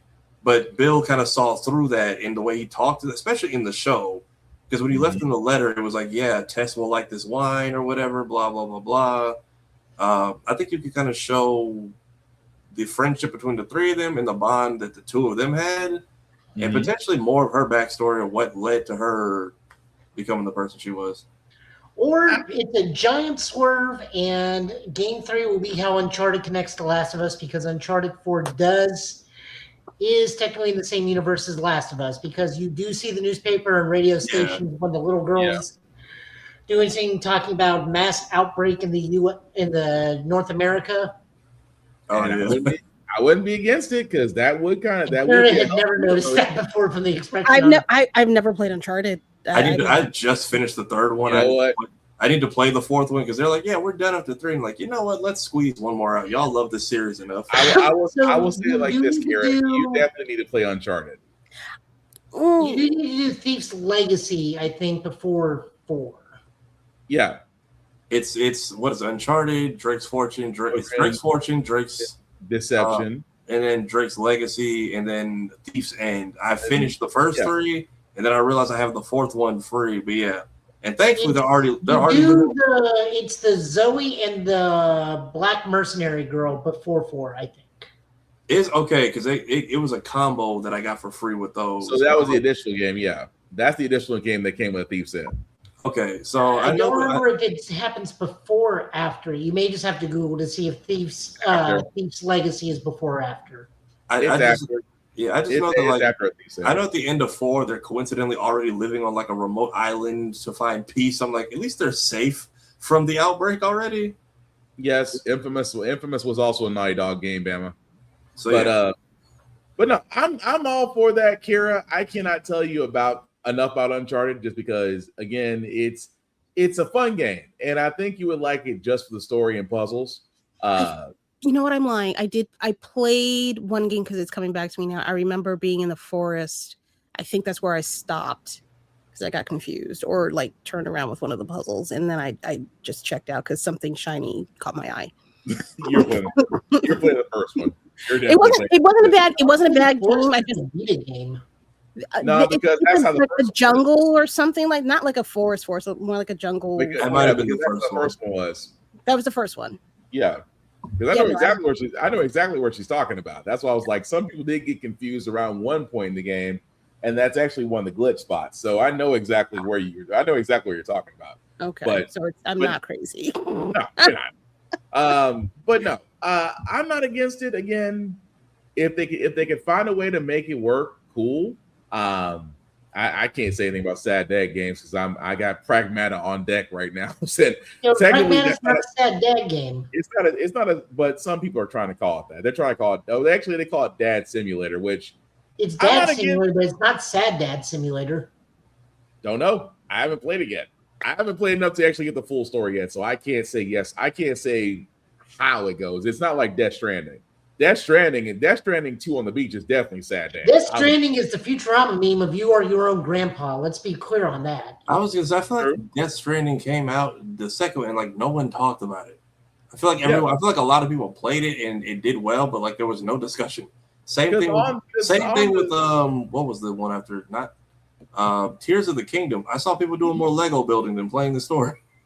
Because Death Stranding 2 on the beach it's just more of the first one, and that's pretty much it. But then they broke out the Simpsons album. It turned into Afro Samurai at some point in there, didn't it? Like people came out with like metal, like techno samurai blades, and I'm like, what game is this? I thought also crossover with a very popular Japanese VTuber at some point. Yeah. And now we have the Tales of Pragmata, aka the story of Maria Robotnik. Yeah. Which that's a comic book we're going to be looking at later. Yeah, nice. But no, it's like I said, worth playing. I have no idea about Pragmata at this point. So, like I said, until I play it, what the hell are they talking about? No, I know about this. I know about the Sonic comic, but I know about it was the Maria Robotnik. thing that caught me. I was like, you could be like Bama. You could be lost in space right now because he didn't switch from he didn't went from Japanese to English and back. But no.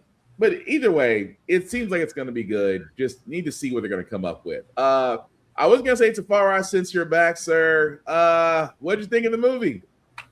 Hey, man, give Coleman Domingo an award because that man played the perfect villain in Joe Jackson. Jesus. Like, he did a good job just depicting just a evil dad with somewhat good intentions. Also, I got the black. Was it better than the television movie, Dad? Yes, just off of how much people groaned in the theater every time he was on screen and every time he spoke or breathed. Dang. Yes, Coleman Domingo has got it, man. Like he can play whoever. It made me uncomfortable to some extent. Dang. Yeah, but Jafar did great. Forgot Nia Long was playing the mom. Yeah, she's playing Catherine. Yeah. Couple people are in there that I'm just like, I feel glad. I recognize these people. Dion Cole's in there a little bit. I'm blanking on her name, but the girl who played Liz, Spider-Man's crush in Homecoming, is in there. I know what you're talking about. And then what's his name from Issa's final boyfriend from Insecure is Quincy Jones. Light-skinned dude with the bipolar disorder. Yeah, I can't think of his name. I couldn't either. The second he spoke, I was like, oh, everybody's getting to come up on this film. Bravo. Even better than Washington from Welcome Back. Wow. It's all better than Flex Washington. That's all that's important. That's a hell of a curve there, Bama. If you can, it's a great film. If you don't want to sing along, go during the daytime. I don't know what to tell you. My theater, between being in the expensive theater and the Michael Jackson fans, the seat was just constantly vibrating for 2 hours. Like people's drinks were falling off their chairs. Like it was. I was about to ask, like, how the sing-alongs go, because I'm pretty sure I definitely got the black theater experience. Like it was, like you could hear some people trying to restrain themselves, and then they just couldn't help it. Like, and some people were upset, like, why is everybody talking? I'm like, do you know where we're at and like whose film we're in? And it's like Friday night. What did you did this to yourself if you thought you were going to get a silent viewing of this movie? Nice. Like, as many shiny gloves walked in here. Like, what did you expect? What did you think was going to happen? Especially when they do like the concert clips. They do enough to make it feel like a real Michael Jackson concert. Everything from like the Jackson 5 stuff when they were kids to when they are grown adults, and then kind of showing their dynamic. They do a good job of kind of showing how Michael developed his like insecurities and his personal issues, and just the kind-hearted natures of a lot of the stuff that they tried to twist to make evil. So, you know, I think he did. I would say the boy did his uncle proud. So if you get a chance to go see it, it's definitely worth the watch. All right, cool. I know. I definitely want to go see it. So that's definitely going to be interesting. So the other news that we do have, because again, WrestleMania did pass. However you felt about night 1 and night 2, what usually happens is it's usually called Black Monday, but apparently it's Black Friday. What means is that there's going to be a lot of releases that do happen. And we got a list to go through them rather quickly. Kari Sane, Aleister Black, Selena, Uncle Howdy, also known as Bo Dallas, Nikki Cross, Santos Escobar, Motor City Machine Guns, Dexter Loomis, Apollo Crews, Wowen, Joe Gacy, Andre Chase, Zoe Stark, Alba Fire, Tyra May Steele, Serena Linton, Tyson, Tyreek, Chris Island, Malik Blade, Trill London, Lucas Crucifino. And the reason why this picture down here is relevant, because everyone that's pretty much in this picture was also known as the faction of Wyatt Six are all now free agents, along with everybody else there. There is no other way else we can say this, guys. Unfortunately, this is the nature of WWE, that they do have to look at their budgeting and, of course, their rosters. So wrestlers getting released is nothing new. However, the fact that the Wyatt Six hasn't really been seen, and they got a major push last year, says a lot. Aleister Black and Zelina Vega, which I'm still surprised about, that got released, but again, they didn't get a lot of showings. Motor City Machine Guns, Nostalgia Pop, they're going to probably find themselves back in TNA. Kairi Sane was a shocker, but she actually may go back to New Japan or Stardom. But outside of that, yeah, it's unfortunately the sign of the times. If you are a wrestler, and I am like not too surprised they released Apollo Crews because now they have Obafemi. Yeah. Although shout out to Obafemi because that man definitely did get the push of a lifetime. Feel bad for Cruz because again, he was one of those guys that could have been a great mid-carder. It just Triple H He had doesn't know. no good gimmick. Like he came as like good guy version of Bobby Lashley, and then they made him the Nigerian Prince. I blame then Michael the Hayes. Nigerian General, and then Obafemi came in and it was like, who are you? I blame Michael Hayes for that one because he's usually the one that helps with the gimmicks. But Obafemi, let's just be honest, the guy came out like M'Baku and had the size and had the build and had the right push. It makes sense. I will say that. He had fucking Acme beats every single time. Yeah, but it works.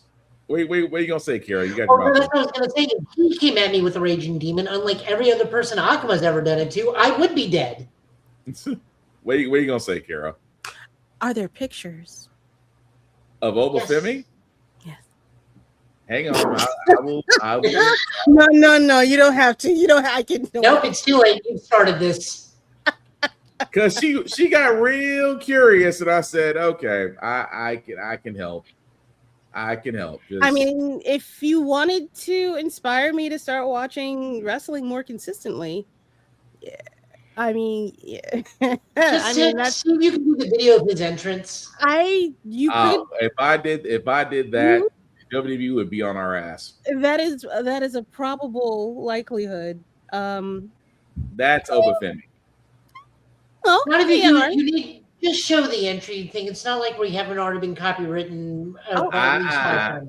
Yep, Kira can find that on her own. I have danced that copyright dance enough this week. But no, Kira, that's what he looks like. That's Obafemi.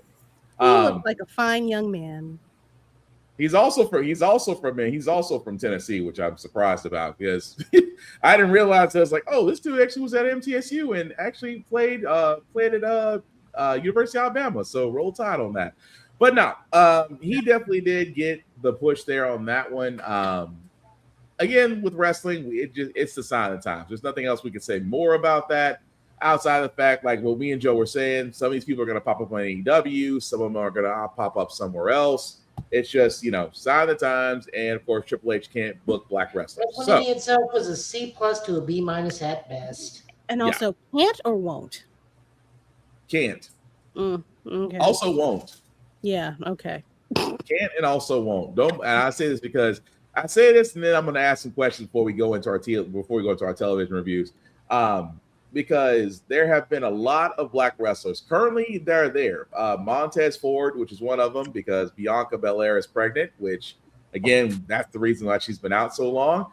Jade Cargill is another one, because, again, they don't know how to book her as well, and she's a fine specimen. And they just let go a few more, which, again, will probably wind up being somewhere else. It's just that management, they don't want another Rock situation, because when you had The Rock was one of the more popular ones, the Attitude Era.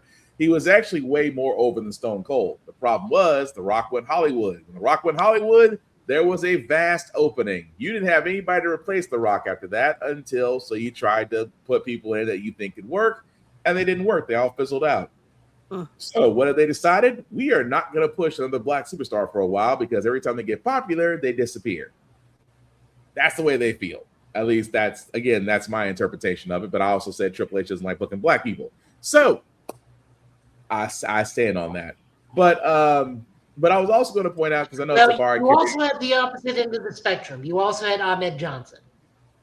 Ahmed Johnson was an effing idiot, and I will stand on that. He was an effing idiot that deserved to get. Time period, you had two sides of the spectrum. You had The Rock, or you had Ahmed Johnson. Ahmed Johnson deserved to get stomped out, though, but that's another story that I'm not going to go into. Probably would have done great, but he can't be there during tax season because his second job was a certified public accountant. That is true. Although it paid more apparently. But what I wanted to ask you, Kira and Tafara, since you guys are here with us before we go into television, we did actually show Clayface and Coyote Acme trailers earlier in the show.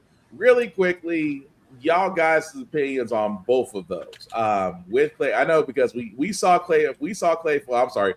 Me and Tafara saw Clayface on Blurred's Eye View. Kira, I know you saw it in your own time, and I know you also saw Coyote versus Acme. So, what are y'all guys' thoughts on those two trailers? Clayface creeped me the fuck out. I didn't expect it to. I don't know. I don't know isn't because I think it'll be bad. It's. I don't know if I want to be that grossed out. You know what I mean? You know what I mean? I don't know if I want to. I don't know.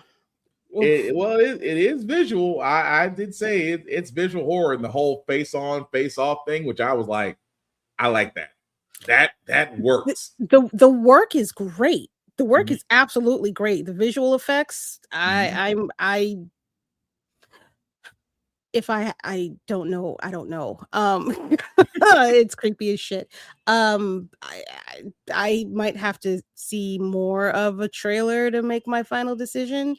There's a lot of body horror that's going to be coming out in the next couple of years, and I think I need to shore myself up.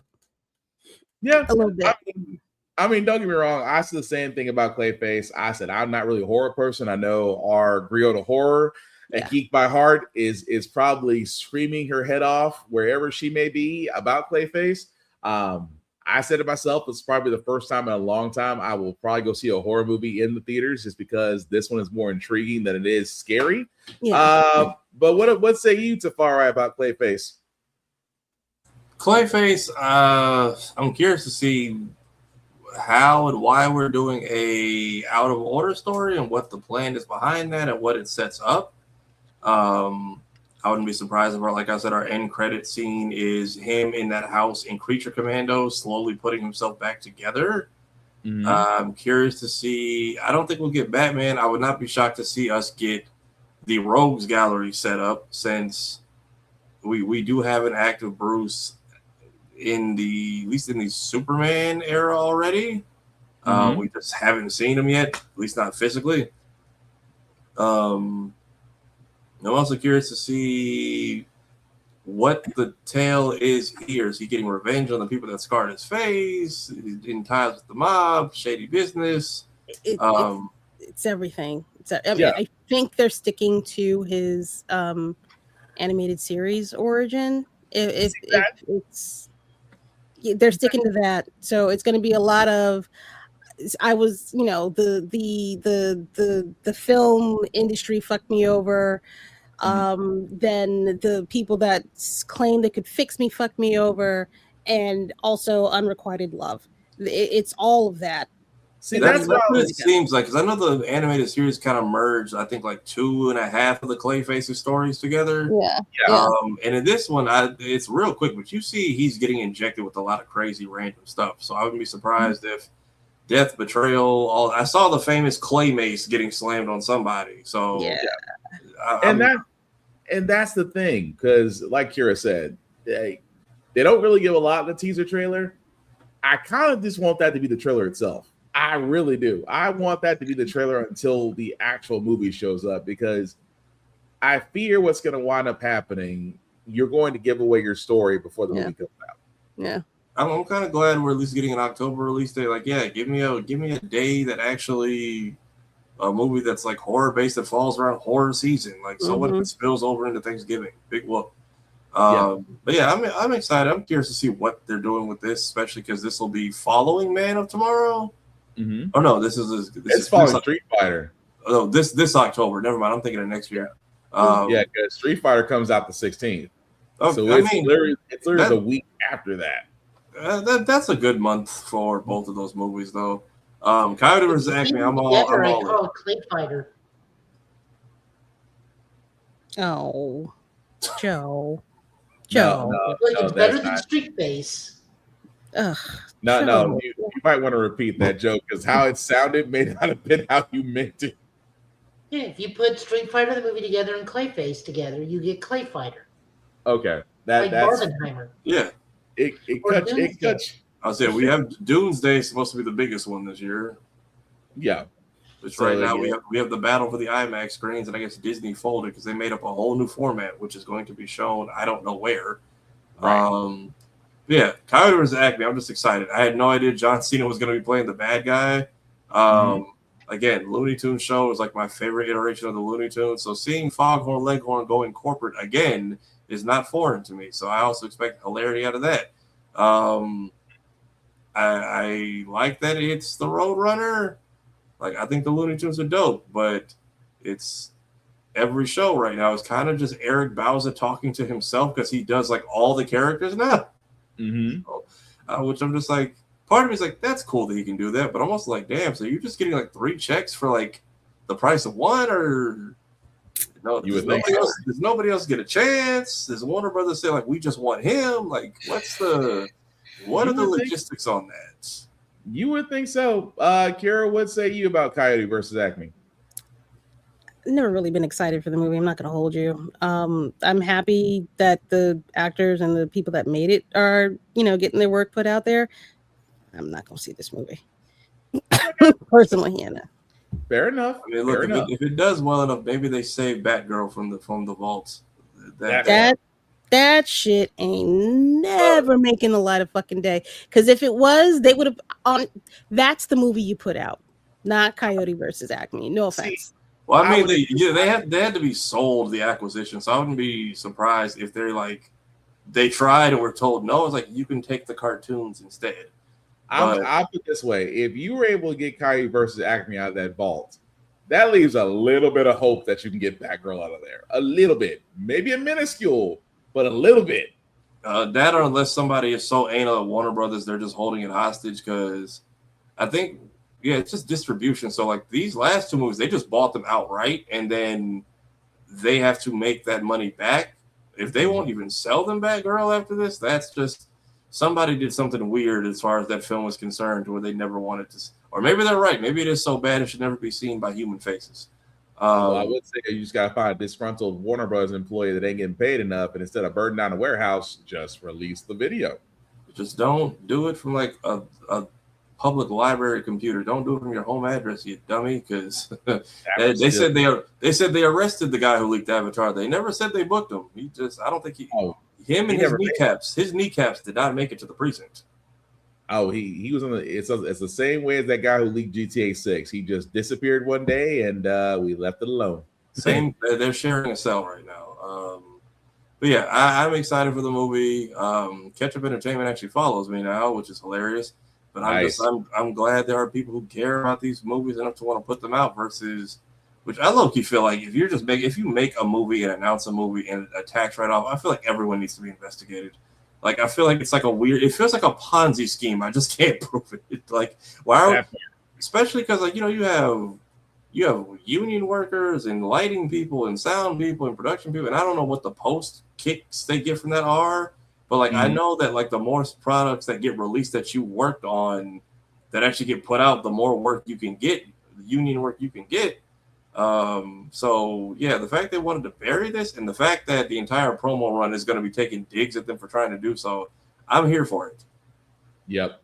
I will say this though, moving into television and movie and anime reviews, it's been a week. It has been a week, so I will start with you, Kira, with your shows. Because and feel free to go spoiler territory at this point. At this point, whatever was at the end of the series, they probably watched it by now. So your anime and TV reviews of the week, ma'am, if you don't mind. Oh, are we doing like a point system description? Like, what are we getting into? What do you want? All the above. Everything that you watched, everything that got your attention, or flat out just made you just stop watching. Oh, that hit something. I wanted to love this show so much. We've got two more weeks worth of show, 4 more episodes to go. I am not enthralled with Darth Maul, Shadow Lord.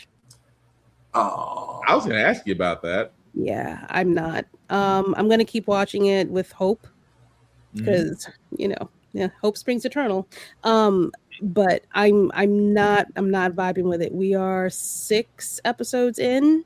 This past week was a step up. The week before definitely felt like filler to me. Felt like both of those episodes could have been just one 30-minute episode. The story of Maul is not being advanced, in my opinion. There's no depth. There's not a significant amount of depth to his story. Okay. I need to know. I need to know how he managed to keep the Mandalorians that he has around him still, and not just out of some twisted sense of loyalty. That's bullshit. This new Jedi that he's trying to come over to the dark side, which isn't really the dark side because he's not a Sith Lord anymore. He's just a bad guy. Is kind of weird. The dude that's her Jedi master, I want to punch in the face. I don't like him. I don't like his just comply fucking attitude. You lived through an entire I know you're old. I know you're fucking old. You lived through an entire war. An entire war. And Allstate commercials. Stop. You lived through an entire war.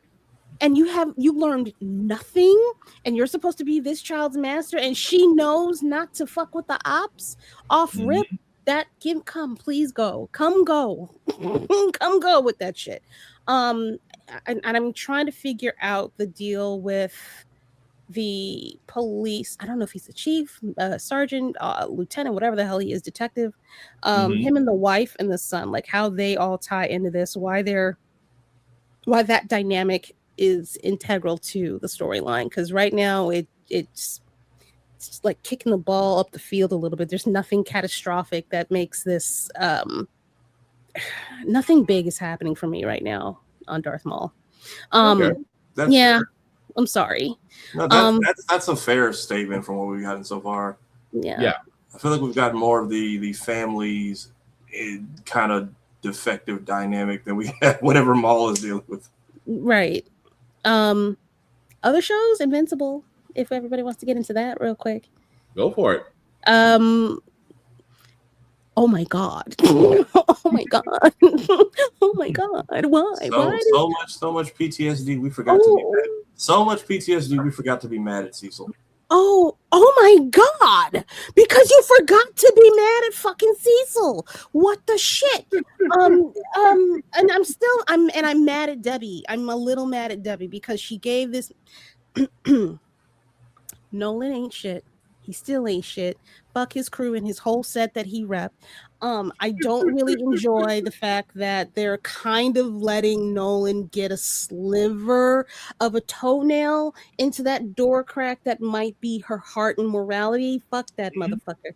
He killed what did he say? 2,136. Yeah. Or something like that. Are you fucking kidding me? Are you fucking kidding me? With no fucking remorse. He don't even know their fucking names. He probably has a little bit of fucking brain matter still stuck in his hair after all these fucking years. He hasn't taken a shower. I haven't seen him take a shower once. Have you? I haven't. He still got all that shit. Just anyway. I am triggered. I'm triggered by the dynamic between Debbie and Nolan. However, Mark, baby, Cecil don't have any kind of a health plan, insurance coverage for you to go see somebody about that super fucking PTSD you got going on. Your girlfriend is dead in front of you. You can't tell reality from fiction in your head. There's a bolt loose in that, and that can go a lot more dangerous. I call that the Teen Titans episode where Robin just couldn't get Deathstroke out of his head. But it's invincible. You understand? Like, I understand a little kid that can drive his entire fucking kneecaps into your chest, but it's invincible. That is severely problematic. The thing is, though, he's not that much older. Mark still legally can't drink. Like, that's right. This all is happening between his 21st birthday and graduating high school. Like, this is hence why Cecil keeps talking to him like, hey, you're still like kind of a young person. Like, you're putting a lot on yourself and you don't need to. And now that you've dealt with it, yes, please take the people so you don't end up like your dad or Snap or like Batman sidekick we still haven't seen since the war, because which his powers is what, the Shadow Realm of Demons? Like, I still don't fully get what that is. It's weird, but no, it's just that the whole thing was that he saw Thrag behind every shadow until Thrag showed up, and he couldn't sit there and be like the whole time. He's like, yes, it is me. It's really me. And he's just, hey, like, he just kept punching. Like, can we fucking stop? Like, I think we're both tired. Can we just talk? Thrag just sat there and gave the coldest line of just, you know what, we're here. We will sit there. We will literally assimilate into your society. You will not find us.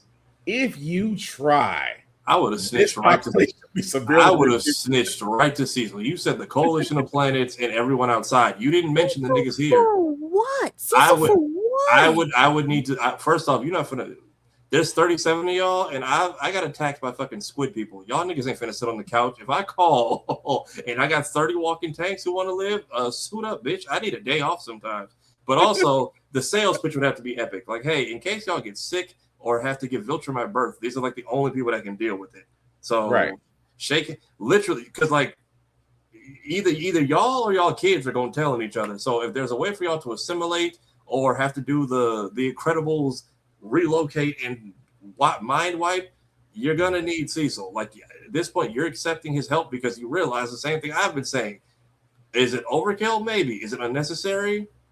No. He every single thing he's put in place is. Matter of fact, I would, so show a good faith. Tell him where you buried Conquest. Go use what's left of that core. You can take Conquest muscle tissue and make something. There's I was waiting for the Viltrumite family feud with Lucan. Because if he didn't like Steve Harvey on juice, just with the whole mustache, I'm like, so we decided to make Steve Harvey a Viltrumite. Cool. It's the fact that they posted Steve Harvey with Lucan's head on it on their YouTube channel with the Family Feud meme. I'm like, okay, so they know. And then I'm glad it's Phil because it's just dad bod Green Lantern basically the entire show.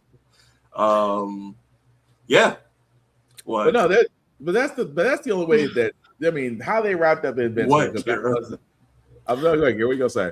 No, I was going to talk about what is that child's name? Amber and her that girl got thick.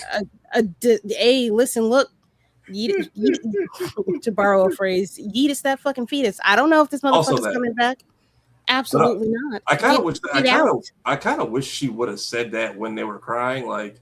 He was like, I should have been here for you. And she was like, well, no, that's why I didn't tell you because you wouldn't have left. And then we'd probably be in deeper shit. And I'm like, yeah, I feel like they kind of understood. But that's the kind of the part I wish they would have fleshed out a little bit more. Yeah. A rooftop conversation, like all of that broken down into 5 minutes felt a little fast. But first, the curve.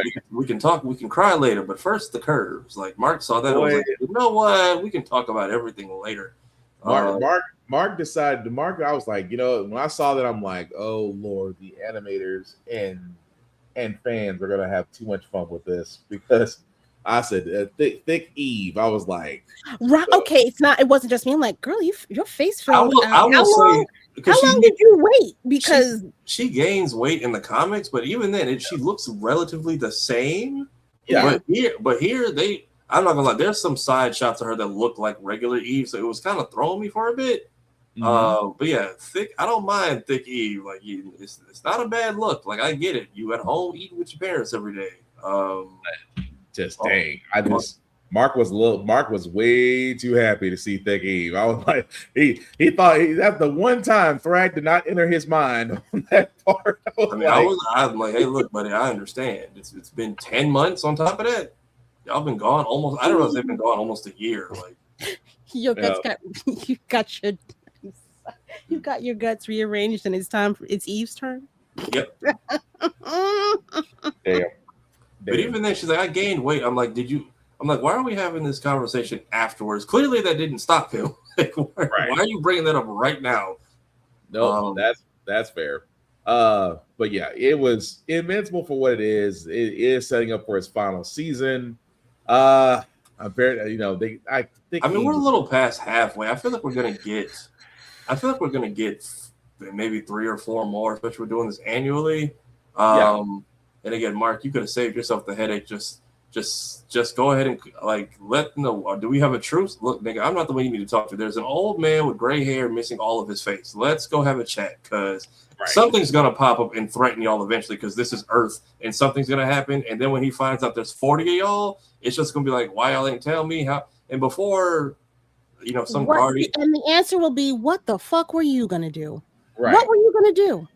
The toughest of the tough left to fight all of them. We blew up a whole planet. Mm-hmm. What is he going to do? You giving him too much credit. I'm saying offer a mutually beneficial thing. Of you want to assimilate, fine. He's good with because you're a foreigner to this planet. You know nothing. Nolan hasn't told you anything except I abandoned my post. That would require the utmost amount of respect for somebody that they do not need to. They don't need to respect him. They don't need to. They don't need to respect each other. Just ceasefire, kind of like ceasefire. But Mark is the one who Mark negotiated the deal. But as far as the terms, and just so some poor guardian doesn't go, a Viltrumite, and just get fucking decapitated. And now we're having Dark Apocalypse War because people couldn't get along. Like it's all because we didn't share some information. And then I think we can just go ahead and skip the next part because. Look, man, even PTSD, we can throw full haymakers at Thrag, but we can't get this chick off of us, especially after choking out Conquest. The power scaling is all over the place.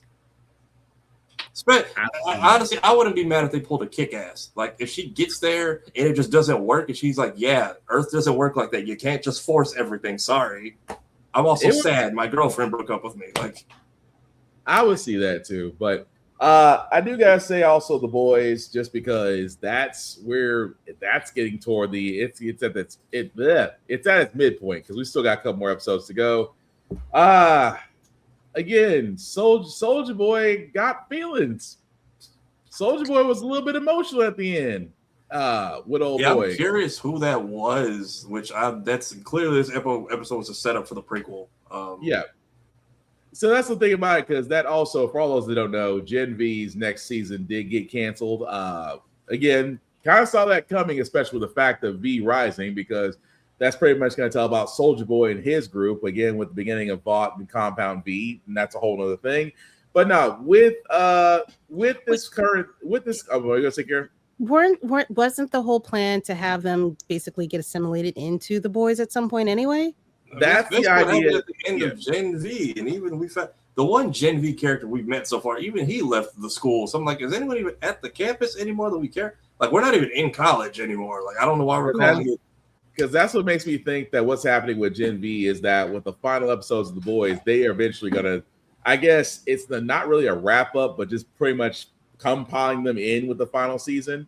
Considering the fact that we're not getting a GV, so I think we're probably going to wind up seeing them, if not in the next episodes, at least the next 2 or 3 closer to the end.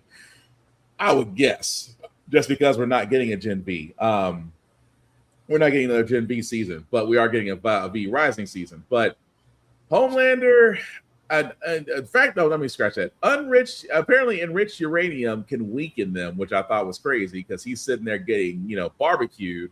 At the same time, he's like, I'm gonna get out of this. As Soldier Boy is just sitting there looking at this one guy, and Frenchie is really talking to him just to get him to attack this guy who apparently has the ability to influence people's anger because they all wanted to kill each other, which eventually did lead to the guy. Soldier Boy fried him, and then at the end of it all, Soldier Boy said, like, I'm sorry, I didn't mean to. I'm like, okay, like Tafara said, this must be leading into why is he apologizing to this guy?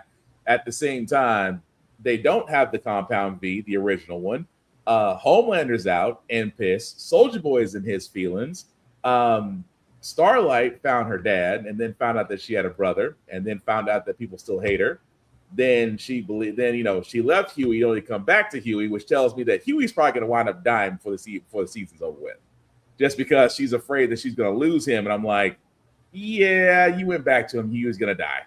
Huey's going to die at the end, stopping Butcher, or Butcher's going to go through him to kill Homelander. One of the two. But because Butcher at this point is like, look, if you're in my way, you just going to get harpooned, literally. I don't know. I feel like it feels more like they'll kill Starlight because she's done a lot of closure in this season. Yeah, she's done a lot of things to bookend whatever it is that she's got going on. So you think that she'll probably be the shield for Huey? Oh. She'll probably be Huey's shield. Because what is the ultimate way to make it about yourself than to throw yourself in front of somebody to save their life? That is true. What are you gonna say, Tavara? I was gonna say it would be the way. Just it started with him losing one chick and end with him losing another. Which, I mean, that would be the surprise twist is that nobody who is supposed to die dies, but the girl who isn't supposed to is the one that actually bites the big one. Mm-hmm. And then the nerve of her little brother, because it's like, hey, how are you going to call in her for being a Starlighter and you're wearing a fucking Chromacopia sweatshirt and Tyler, the creator, is actively imprisoned in the boys' universe? Right. This is also crazy too, but also him and Chaperone sharing a cell. I'm look. If I know I shouldn't, I'm going to bring this up, but David Diggs and his character. First off, wow. Second of all, that explains where the power comes from. I'm just going to leave it at that. I won't leave it at that. If you saw the scene, you know what I'm getting at. I'm leaving it at that. Talk about a bottom. Yeah. But no. Or Secret Service men who have to sit there and listen to it. Right. But shout out to Black Noir finally getting annoyed. He's like, you screwed me, so I'm going to screw you, which tells me that the Deep is probably going to die by his hand. I'm going to go ahead and call it. I think he's finally going to get fed up and kill him. Just because the Deep is like, well, I'm protected. No, you're not. You're only as protected as the day, because Black Noir's like, you do realize I have the same powers as Homelander, right? I could take you out if I wanted to. So again, that to me is like, okay, that's gonna probably be another plot point they wrap up, but still, just overall, the body count is gonna wind up going up. I'll say it's been surprisingly tame so far for this final season. So I feel like we're gonna get something crazy towards. They said episode 7 is gonna be a bloodbath, which is the penultimate episode. Yeah, I'm curious to see what prequel we're getting and why, and what we're gonna get in here that we don't already need from this show.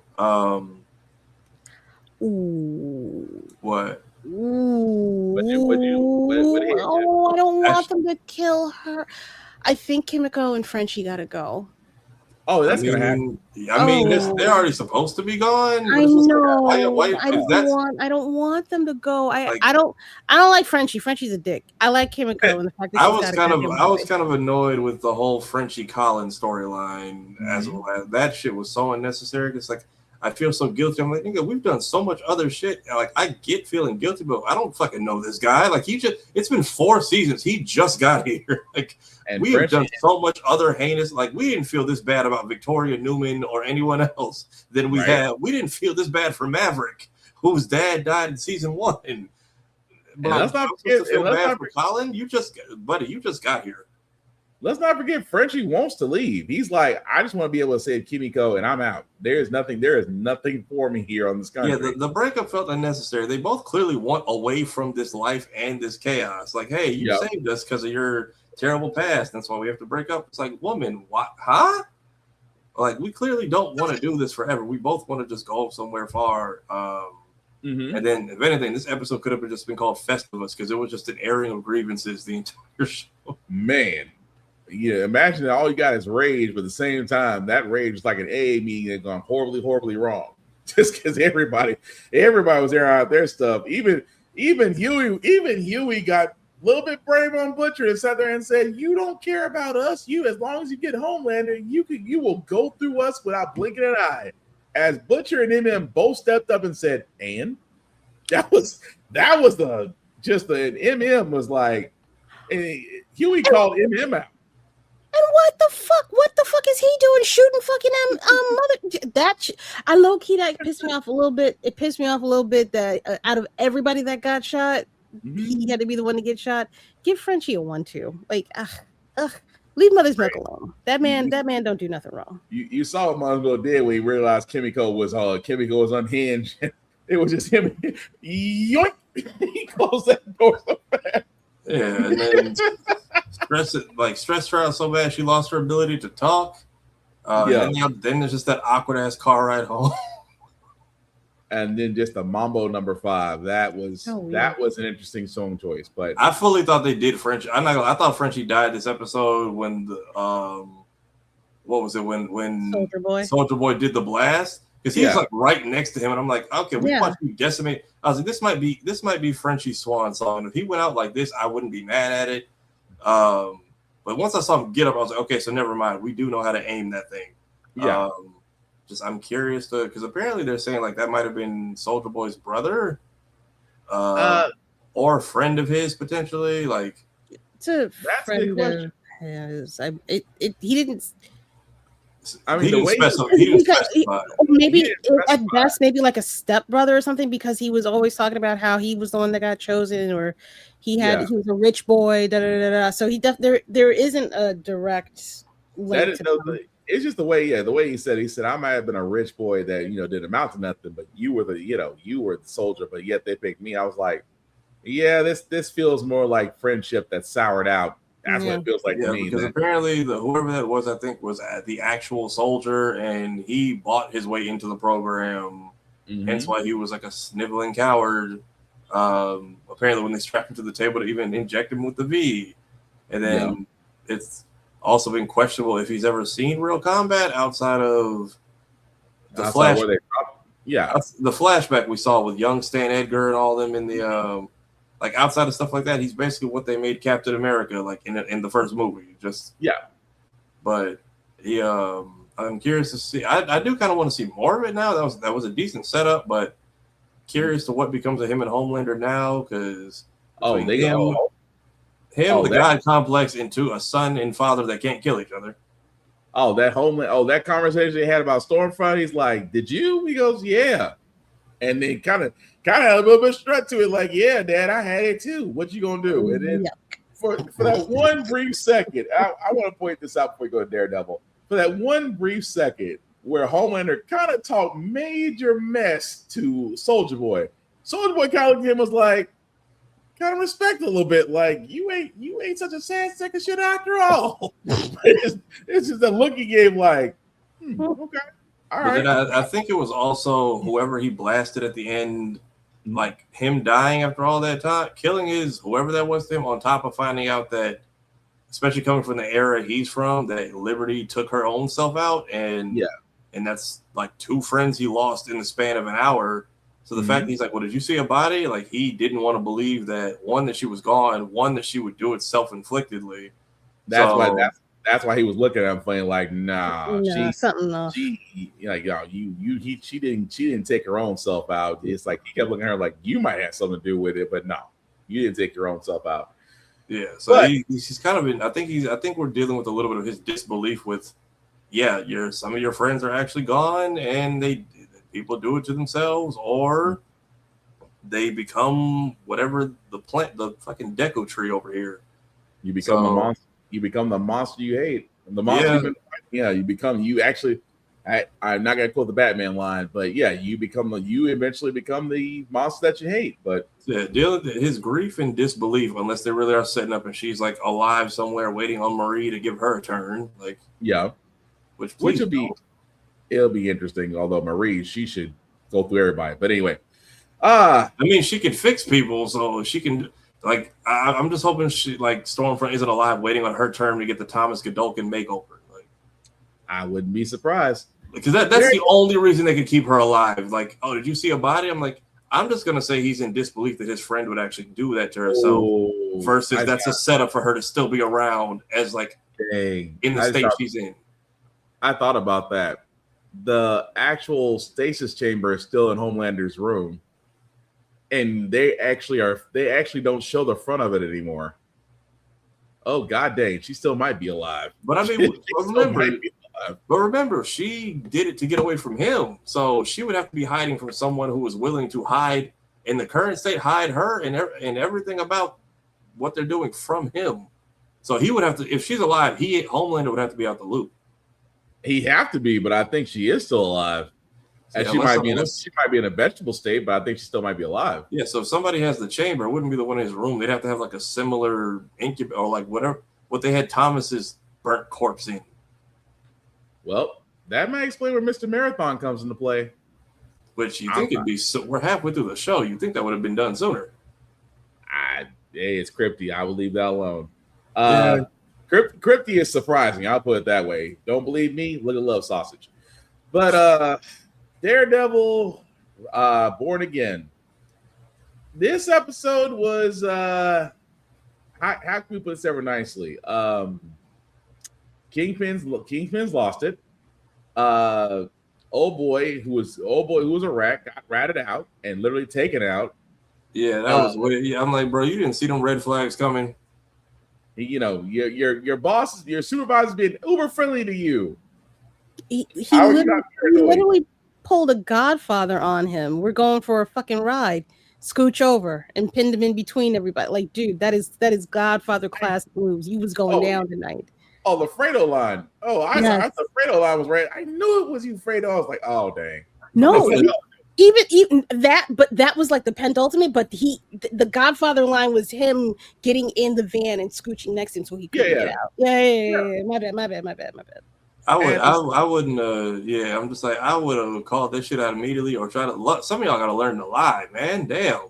Hey, you dropped this. I'm like, cool. I don't want it back. I don't know what this shit's been or who scanned it. Or next thing you know, I tap it and they got all our shit. Like, fully commit to the bit. Do something. Oh yeah, I lost this card to our secret illegal base. Like, although Mr. Gandolfini's son, you have to make a choice. It's either gonna be BB or you.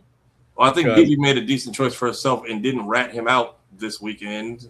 Because also, why are you at this man's house? And what was with the almost kiss, man? Stop it! Like, what is this one-sided relation? Like, I guess she's playing him, but like, I hate it. I don't like it. I'm not a fan.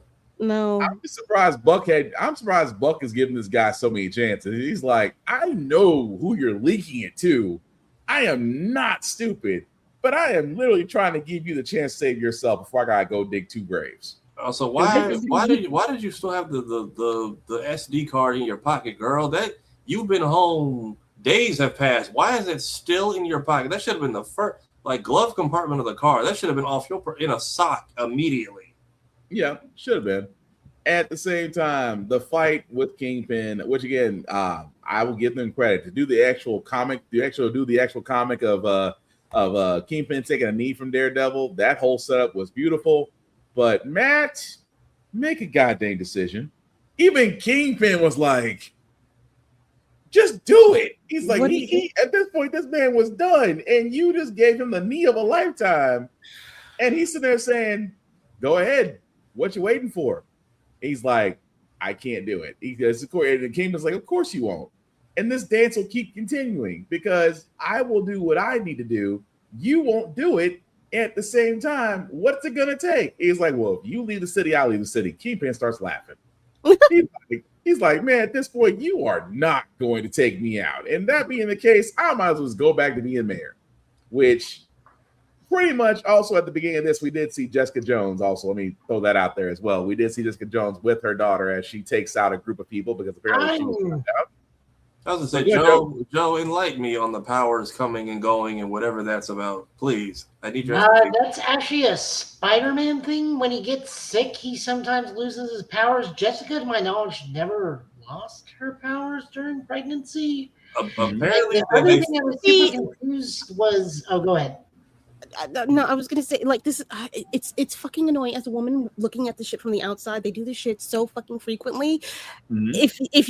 If God forbid you should ever get pregnant, everything is thrown into fucking chaos. You lose your powers. You don't know how to handle anything, cope or whatever the fuck it is.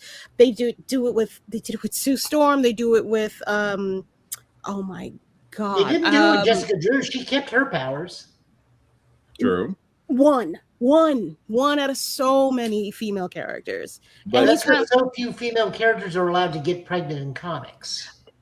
But that's the punish. That's what I'm saying. That's the punishment. Kara does got a point because didn't what's her face from the Flash when she got pregnant? All of a sudden, she got powers. It's weird. Yes, and they actually do explain that with Baby Wade because Baby Wade, she was the conduit for Baby Wade at that point. Jean Grey. Also, Lois Lane getting superpowers and then losing them and then getting No, them back. that's entirely different. Well, That had nothing to do with John. Well, did Jean / Madeline get nerfed, or I feel like her psychic powers went into overdrive because So of Cable? Jean, standard continuity wise, never had kids. Well, Madeline prior. Madeline had Nathan, and then Jean in Days of Future Past had Rachel. Yep. So standard Jean never had powers or never had kids. Yeah. But as far as Madeline's, the thing that confused me. Sorry, go ahead. I was gonna say Madeline's pregnancy though. She was like getting her powers were kind of on No, overdrive. so Madeline didn't have powers until after she discovered she was a clone. Okay. Well, she had some stuff, but she wasn't letting on she had. Right. I know 97, she kept trying to figure out where these visions are coming from, and it's like it's kind of baby Cable, what his powers kicking in and multiplying with Mom. Yeah. The other thing that I was very confused about is Danielle a speedster, because she had that flashbang for what seemed like forever. I was like, hey, can we not with the kid, or like, are we gonna explode if she's fine? Like, right. I was waiting for that. Also, when Jessica was talking to Matt on the roof, right, and she said some people I know signed up with the other side. Is that implying Luke decided to join up with the AV? not the task force. Not the task force, but the other side. So with the other side she's talking about is whoever Shaggy's working with and Val, whatever they have going on, that other side. Because she mentioned his name, I think, or whatever fake name he's using.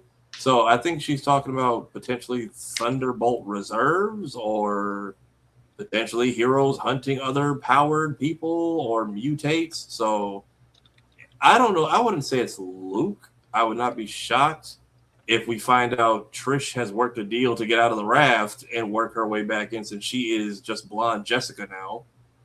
Which one is Trish again? It's not. Oh, Patricia. So it is Hellcat. Yeah, Hellcat. Yeah, Hellcat. Although Jessica did sit there and say that Luke is overseas. So did she? I missed her saying. Yeah, I did not catch that. Like, I just must have missed it. And then the nurse not being Claire. So then the nurse not being Claire was kind of disappointing. I've been waiting for her or Misty Knight to make a return. We all wait for Misty Knight to come back because we're all asking that same question. Just because, I mean, where's the good cop in all of this? Between Misty Knight and Colleen Wing, we are waiting to see where those two are at. Well, that one cop that's supposed to be the guy from Devil's Reign may flip, but like at this point, I do not give a shit if he flips or not, because they ruined that character entirely. The guy who survived the grenade to the face? Yeah. No, yes. Yeah. Yes. Who came back with like very light scarring. Like it just no, the black cop that told the main bad cop what the hell when he shot the kid. Yeah, that's the guy. Yeah. That's the guy who killed.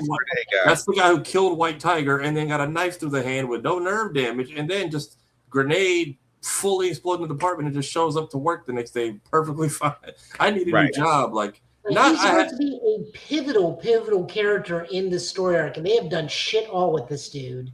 And at this point, I don't care if he lives or dies because he's so underdeveloped, and not that he's the opposite of what he is in the book. That's fine. You want to take creative control with him. That's one thing, but that he's so underutilized in the primary story that he's supposed to be a part of, I don't care.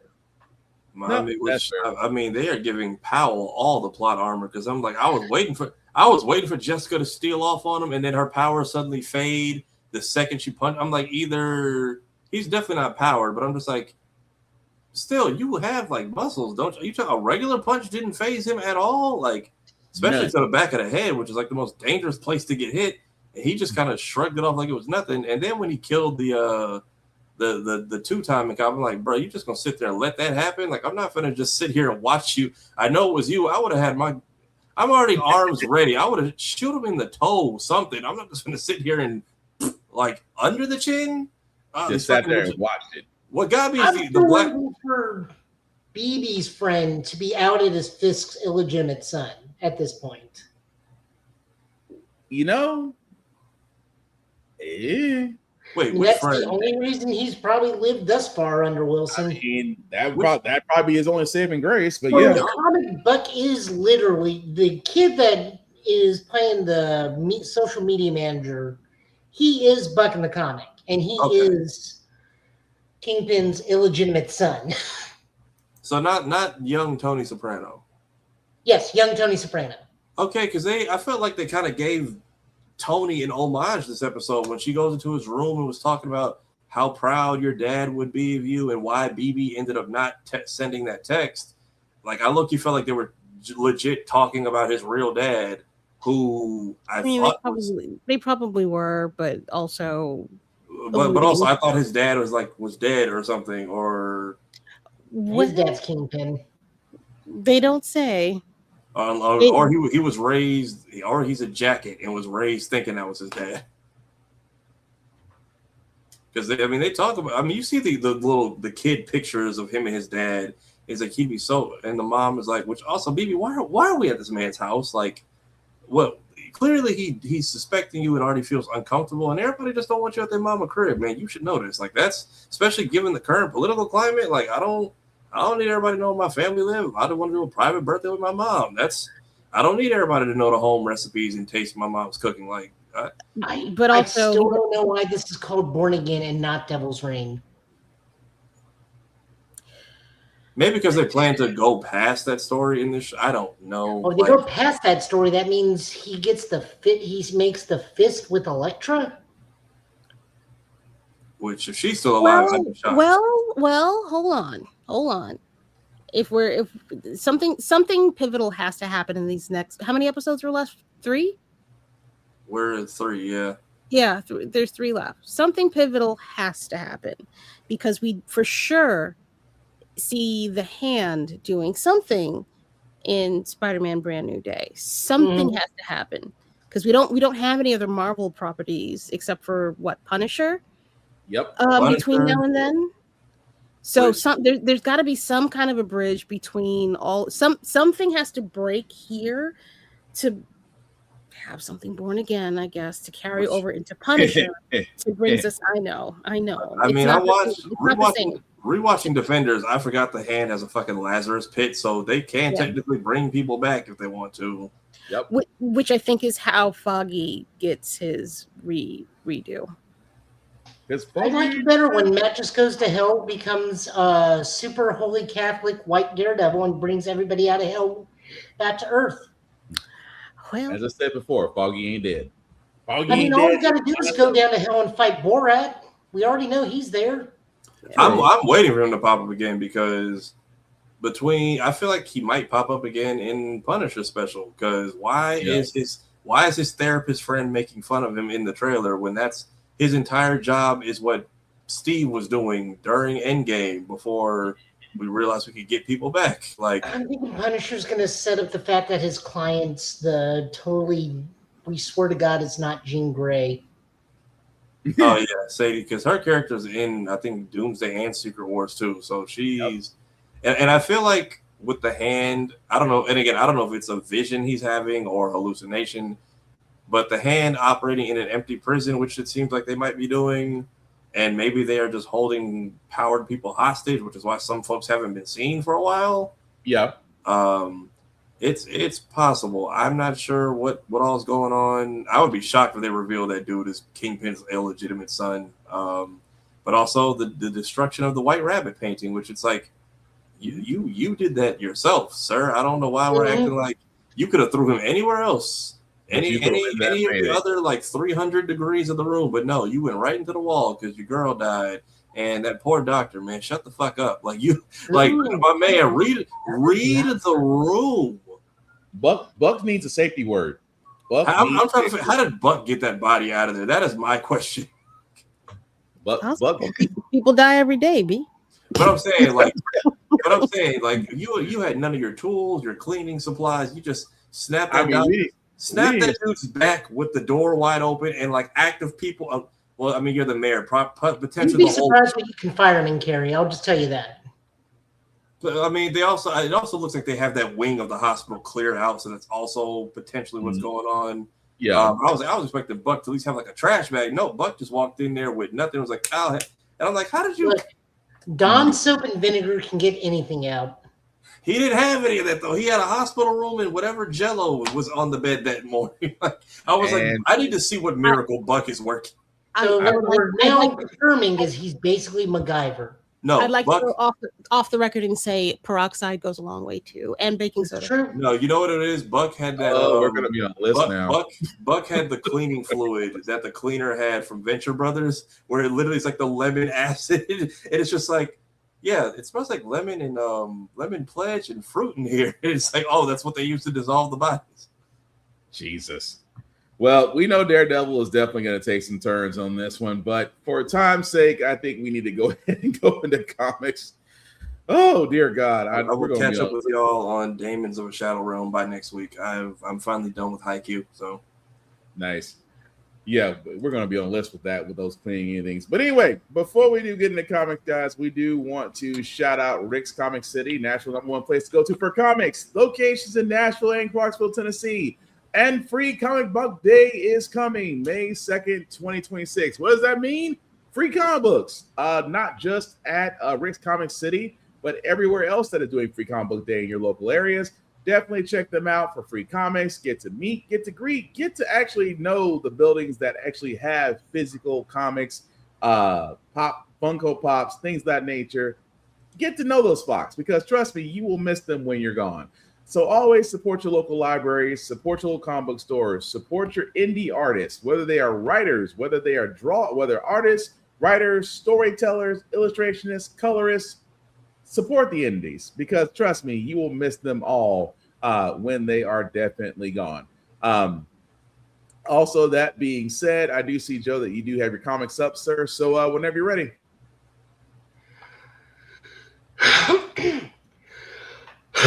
There he goes. First off, we got Green Lantern number 34. This is written by Jeremy Adams, art by Iguera and Montos, and colors by Romalo Fernando Jr. Kyle settling back in LA needs a job, and Odyssey immediately gets scouted. Well, Kyle goes and does Green Lantern things with some of his old villains. Also, Hal Jordan's being hunted by the Guardians. This is okay. I will admit this is a little slow, but Kyle does need more setup than Hal Jordan, because Kyle's a more well-rounded character and has other facets of Avenue and actual real-world problems other than I go fast and jet. So I'm okay with this one being a little bit slower. I do agree it is a slower book. I will absolutely cop to that. I just don't care about Hal on this one. Yes, he's getting visions, and the Guardians don't want him to have visions. And he's palling around with Jaina. I'm wondering how long it's going to take for him to try to sleep and kiss Jaina at this point, because he does have a thing for underage girls. So,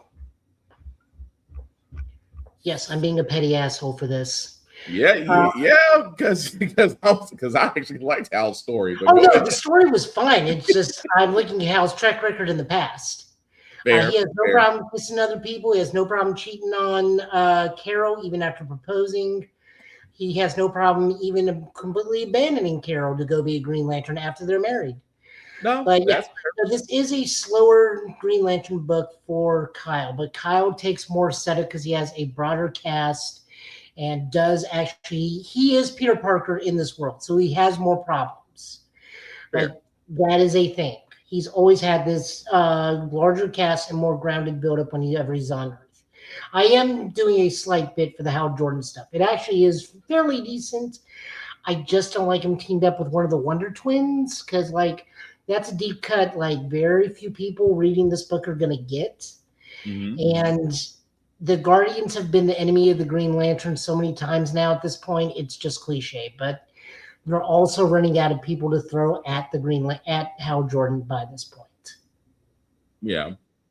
Yes, some of it was a bit, but also my explanation from Kyle is true. We are looking at essentially the Peter Parker of the DC universe. So he does require a bit more setup. No, completely fair. Although, like I said, we had our discussion. We had a discussion in our Facebook chat. Yes. But no, I will unleash the beating of the three soups upon you. Next up, we got Superman number 37. This is actually I've got to wait to see if Kira has anything to say. Hi. Sorry, I got hungry. Hi. You're good. You're good. No, I haven't picked this one up. Not gonna hold you. Nothing really screams for me to pick this one up. I've been very obsessed with the Absolute series. Not very obsessed, but I've been peeping the Absolute series more so than anything else. Now, we have more. We do have for broader emphasis and transparency, we had like a lot of books to choose from this week. Yeah. And I had to cut it down so much because we were trailer heavy. So if you want to, cheap plug coming in, go listen to Laser Print, where I cover all the books, including the Absolute books that did come out this week. Mm-hmm. Next up, we're looking at Superman number 37. This continues the reign of the Superboys. This is written by, I can't read, Josh Williamson, art by Dan Moore, and colors by Alejandro Sanchez. CK, or Prime, is also experiencing Peter Parker syndrome because of his Superman-style life. He is getting trouble at his job, which is working at a comic book store, and dealing with the fact that half the Justice League want to immediately murder him on sight for past transgressions, which he does point out. And once again, most of the people I killed are alive again. That was like 7 or 8 reboot crises ago. The only problem is everyone he killed does remember being killed. Right. Because it's all in continuity again now. Still, he goes to hang out with Robin, Damian Wayne, and they have a little adventure fighting Two-Face. And then he does save Gotham, but starts to meta out again. And by which I mean he starts to just become line drawings. And then the girl he likes is apparently DC villain Witchfire, which I'm okay with. It's nice to see Witchfire being used. Although rooting for Superboy Prime was not on my forte. My favorite thing in this was the fact that he talks about the Kents being alive or dead, and Mark Waid, like, just in there. It's like Mark Waid particularly hates that you guys are Jonathan's alive again, and Mark Waid's like in the little bubble thing, just like, no, it's true. I don't like him alive. I don't like Pa Kent alive. Although it's always leave it to Martha and Jonathan to make every Kryptonian feel welcome, even to the point to where she tells Power Girl, you can clear out, he's fine. Yes, ma'am. You just that lets you know the ability of that woman, where she gets there and tell a superpower being, he's good, clear out. I mean, technically she's one of her nieces, so that is fair, but she got that authority. Yeah. So he's very much got the Flash number 32. Hey, hang on. What do you say, Tafara? I say he's got the My Adventures with Superman look right now. Yeah. At least Clark does, not the parents, but like whoever's drawing this one is very inspired. Yeah. It does look good. It's Dan Mora. Oh, Here, there you get go. a chance to look at this one? I don't like Superman. She's not a big. I'm not a Superman fan. I'm one of those. It's good. I understand that, but this has actually been hilariously fun because it is Superboy Prime trying to be Superman. I make no promises, but I believe you. I do believe you. It just started to. You don't have to go back too far. Oh, I'll look. I will. I promise you, Joe. I will look. What are you looking at me for? Okay. Next up, we got Flash number 32. This is written by Ryan North, art by Gavin Godry, and cards by Andrea Lucas. Flash continues to fight against TikTok memes. That is the premise of the new Flash book at this moment. We learned that for the memes is because someone is trying to build a nuclear device inside Central City, and all of this has been a diversion to keep Flash busy. Yeah. But a nice team up with Captain Cold, though. As Captain Cold tries to point out the obvious. Yes. Yeah. I also do like the fact that once again, Captain Cold has very different relationships with each Flash. He does respect Wally. He cannot stand Barry. And he's okay with Bart because he understands Bart's a kid and he's just doing what he's going to do. But I do love the fact that all the rogues respect the shit out of Wally. They fight against him, but they do talk to him, have a relationship with him, and respect him enough. Yeah. Although still, This was just fun. It was fun, but I still love the fact that our arch villain in this arc thus far is TikTok challenges, and that screams volumes.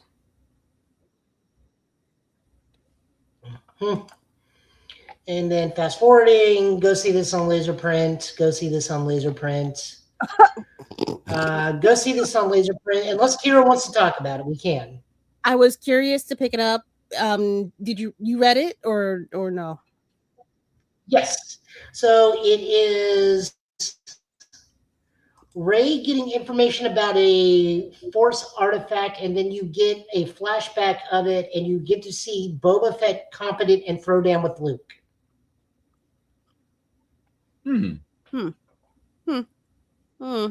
Okay. And it's all centered around this Force jewel that Ray is trying to find in the present time. Okay. But also Vader's trying to find him, because this happens like Return of the Jedi, but like before they go get Han, I think. Okay. Or right after. No, it's right before, because Vader's still alive. Okay. Wait, Ray?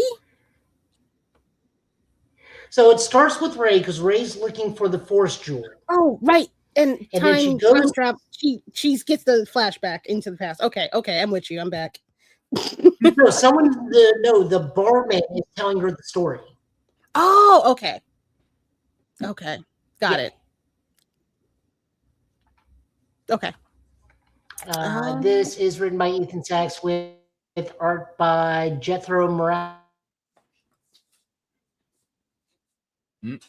Uh-oh. Give it a second.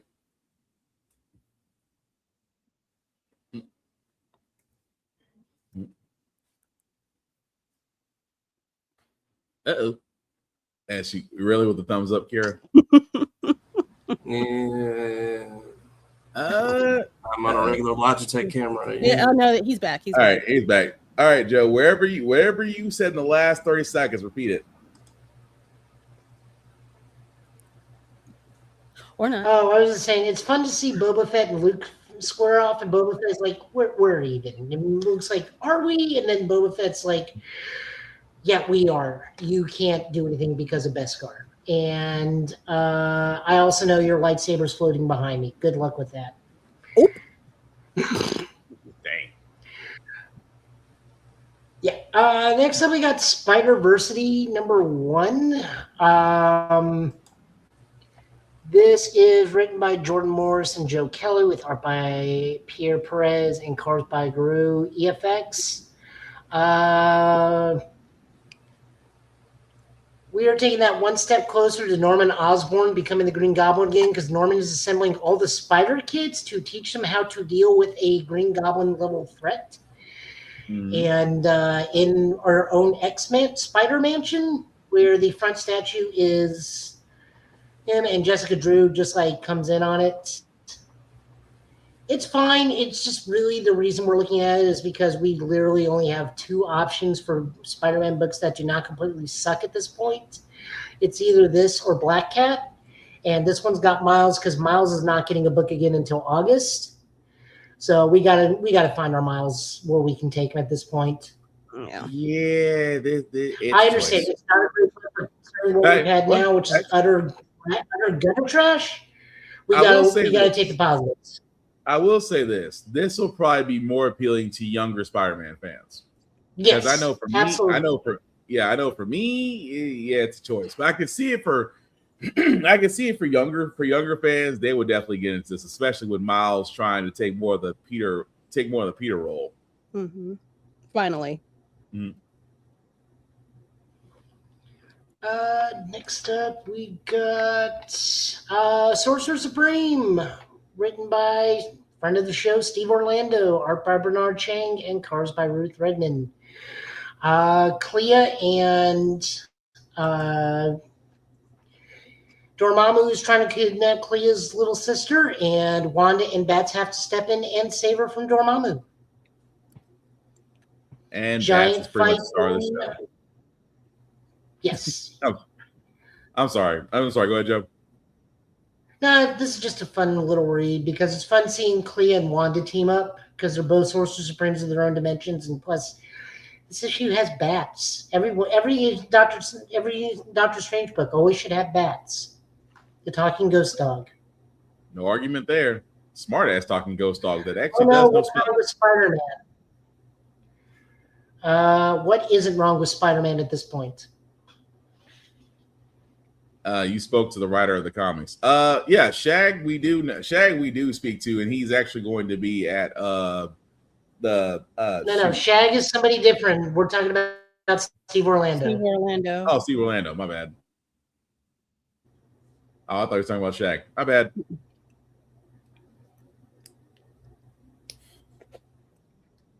So sorry. Yeah. You're good, Karen. I'm so hungry. Go. That is Nick Thunderhawks. If that's supposed to be hot wings, on me, man. You hear about it on Laserprint.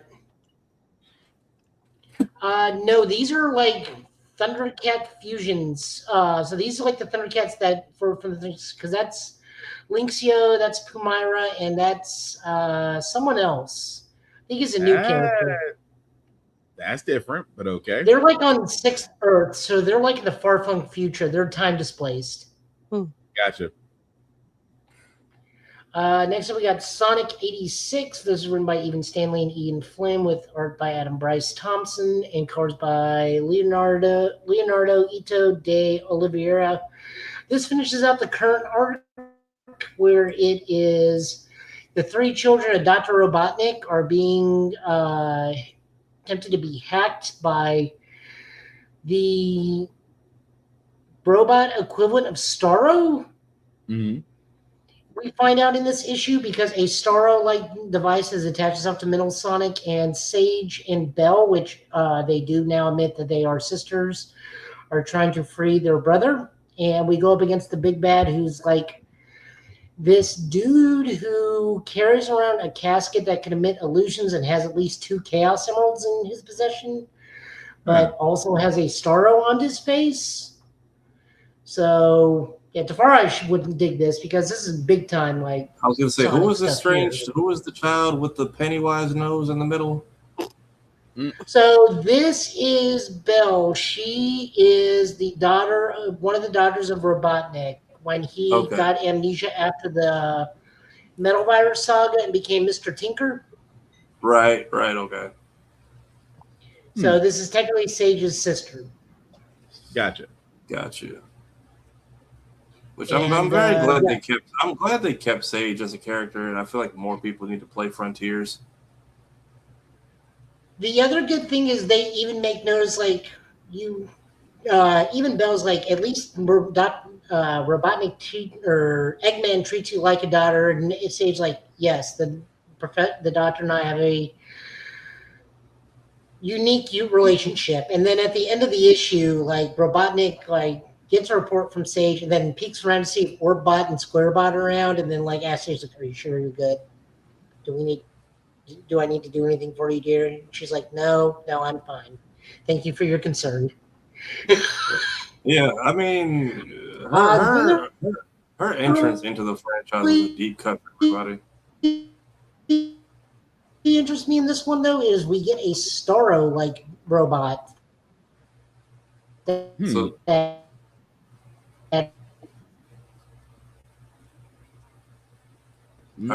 think he's good now, or he's frozen. Give a second. Is the screen freezing for him or no, for you? No, he's good. He's back. Okay. I back. saw the loading circle on the. Well, Sounds good. Go ahead, honey. Good, Joe. Yeah, I don't think he's moving. Oh, We're back. Okay. Okay. No, I didn't hear anything Fry said. That's when we froze for me. Oh, okay. But I was just saying, I'm glad that like Sage wasn't just a one-off character, because once I played through Frontiers and wasn't distracted by God of War Ragnarok at the same time because they came out on the same day. Yeah, that whole game is actually, if you do all the lore stuff, it's actually a very deep cut for him as far as like I've seen people make fan comics out of some of the stuff that gets said in there, like how much he actually admires Tails and fully admits like he would be a problem for me if it wasn't for the fact that he was wasting his time being Sonic's like sidekick all the time. He could actually potentially outgrow me or anyone else. Or, Frontiers is the first time he addresses that like him and Maria are actually related, and it's like 50 years later, we've got Shadow and all these other people still swooning over this girl, but like I'm still alive and no one gives a damn. So yeah, I'm learning something new. Now, this has been a really fun thing. This is a nice little 2-3 issue arc. We're moving to the next one next, but this was good. I like this one. And then finally, we have cameo book galore in Rocketeer the Island 2. This is written by writer and letterer John Layman, and art by Jacob Edward, and colors by KG Diaz. Okay, you have to bear with me. So, the Rocketeer, Betty Page, Popeye, Tintin, Peabody, and the Rocketeer sidekick are all traveling to an island to go find Amelia Earhart. Turns out the island is Skull Island. Yes, that's Skull Island because Kong is there. So we have the Rocketeer and Popeye and Sherman and Mr. Peabody and Tintin all trying to fight Kong. Also, Betty Page does a beachside pin-up shoot to make the Rocketeer jealous. As one is wont to do on Skull Island. Yes. It is definitely cameo heavy, a little bit like an Indy Jones comic. But yeah, I loved it. Only because I told Will at this point, I'm waiting for Indiana Jones to just pop up for no reason. You think he would, considering the fact it's all in the same universe. Well, he can't pop up because no one on Skull Island is a Nazi. That is also true. That is also true. This is fun. It's so absurd with the kind of character and cameos that they have here. And like, yeah, the ship's researcher is Tintin. The ship's captain is legitimately Popeye. Mm-hmm. The science officer is Mr. Peabody. It's a lot. It's a lot. It's fun. It's a lot of fun. The book is great. It's just like, why are there so many cameos? Why are there so many characters? That's true. Oh, they ran with it. That's like, hey, if you got free licensing, you might as well go on and do it. At least that's the idea of it anyway. All right. Cool. So that's the comics for this week. Thank you, Joe, for that. And as we wrap up, we do want to thank you guys that were definitely with us, for liking, for watching, for letting people know this is live. Certainly appreciate that. Shameless plugging, because we're always going to put ladies first on this show, so she should already see this coming. Lady Mandalore, want to let people know what you're doing, where you can be found, and what you're up to, madam. Certainly, sir.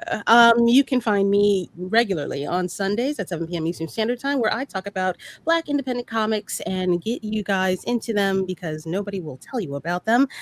This weekend, I have the illustrious guest of Mr. Becton coming on. Did I forget his first name? Absolutely, but it's because I'm really freaking sleepy. It's been a long week. I apologize, but he does have a comic coming out. I hope you guys will tune in and learn about it and help him get his Kickstarter funded.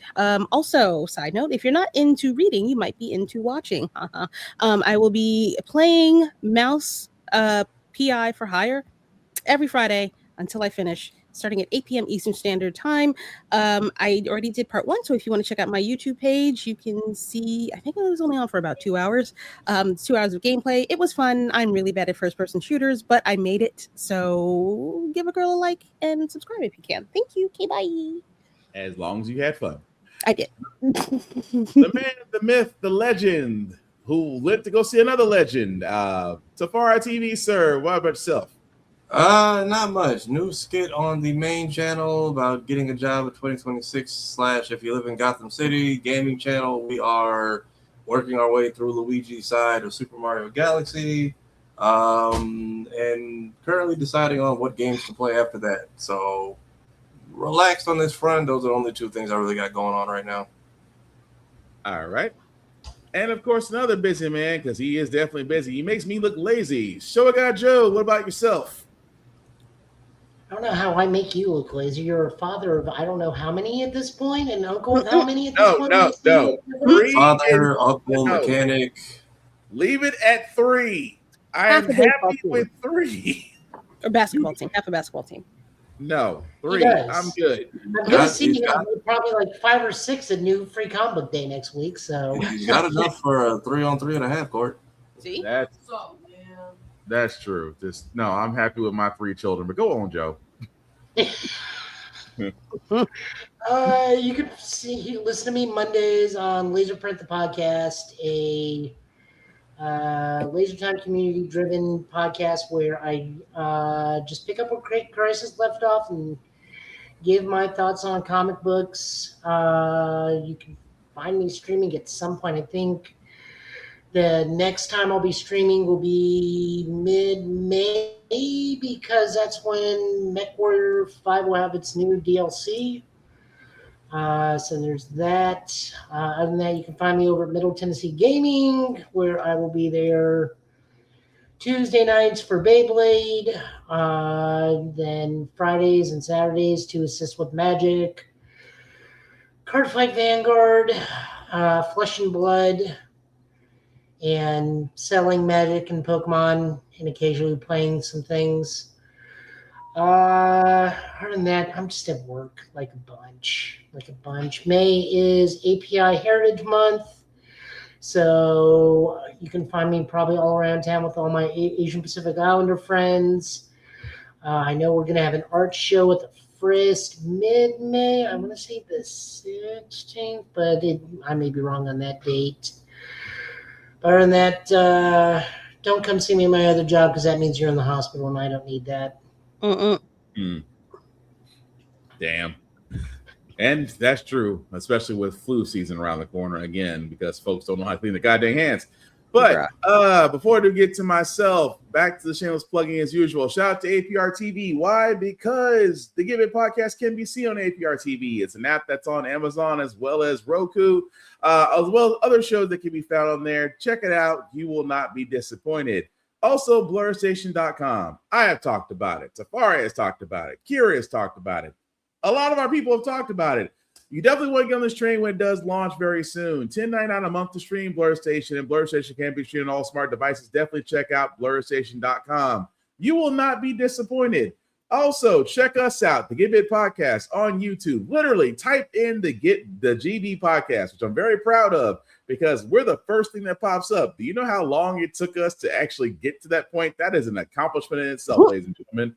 So definitely like, share, and subscribe. Hit the notification button for any time that we do go live, have reviews or shows. You will definitely not miss anything. So definitely, if you haven't already done it, thank you. If not, the perfect time to do so, because hey, without none of this, without y'all, we can't do shit. At the same time, Blurred's Eye View. Why? Myself, Tafari, and Kira are all part of that wonderful ship that is held by our captain, who just recently had his birthday.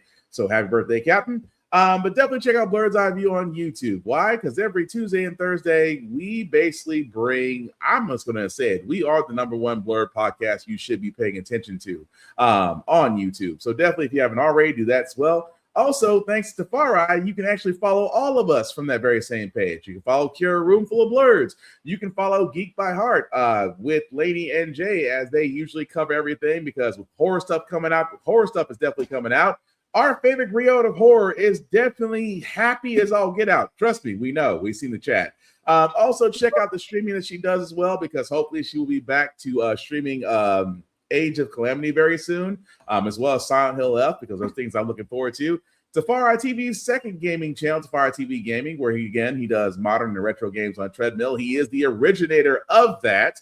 Everybody else pretty much kicking behind him. Of course, our show, the Get Bit Podcast, my other news and political show, How the Fact We Got Here. Navy Montella, BlurCon Speaks, as he covers, in my opinion, he is becoming now the Arsenio Hall of blurred conversations. Definitely check him out. I think he's every Saturday, now Sunday. Correct me if I'm wrong, Navy, if you're listening to my voice. He also does gaming as well, so definitely check him out. Shoko, our looter shooter, as she usually is in Lord Kana and Overwatch. Laura the Culture, that usually handles our comics and everything Hollywood media, and of course Tafari TV. And also, she is not here, but she will definitely not always be recognized. Definitely check out Whoop-De Freakin' Do and Fresh Press by Z for all your nail artistry needs. She is an artiste, if you don't know. And if you like nails and actually need nails or custom jobs, definitely check her out. We all have something to contribute to this table, people. It's not that freaking hard. As for myself, you can definitely find me, Black_Spartan615 on the socials. I'm nice. I talk to everybody. Just don't make it weird. I don't get the habit of blocking people. At the same time, gaming seal is going on. I'm kind of watching everybody else. Please check out Kira as she plays Mouse PI. I like watching other people play just because, especially when they get out of their comfort zones. Kira, as she has said, she doesn't really do first-person shooters. So the fact that she's doing this, and by my requested Expedition 33, even though she didn't finish, I still thank her. Because she took on something that not a lot of people would do. So I always want to give her the respect for that. As for streaming myself, guys, I know Pragmata, either it's going to be tomorrow or Monday. I haven't really figured that out, because I'm trying to do Pragmata. I'm watching Kira do Mouse PI, and I want to see her run before I do mine. At the same time, Onimusha Way of the Sword is getting close to its release date, so I want to stream that as well. But definitely catch me under Twitch under Black_615, Black_Spartan615 for there as well, whenever I go live. At the same time, guys, I can't stress this enough. Please check your mental. Wherever the mind does, the body follows. There are plenty of services and therapy out there that can help you. Before you decide to take that last resort. Please, you are wanted. You are needed to add to the song of life that we all dance to. At the same time, men, make an appointment to go to the doctor. It's more than just a physical. Get everything that needs to be done, whether it's small, whether it's minute, because trust me, you might be saving your own life. At the same time, guys, the rules still do apply. Rule number 1, respect the cosplayer at all times. Cosplay is not consent. Please treat people like human beings. It's not that freaking hard. This definitely goes more to the female cosplayer aspect than the male cosplay aspect. It does not mean that male cosplayers do not get assaulted, essayed, or insulted. It just, unfortunately, the other side catches more of it. Again, men, I cannot stress this enough, and I know I shouldn't say men. I should really say those that can't respect women.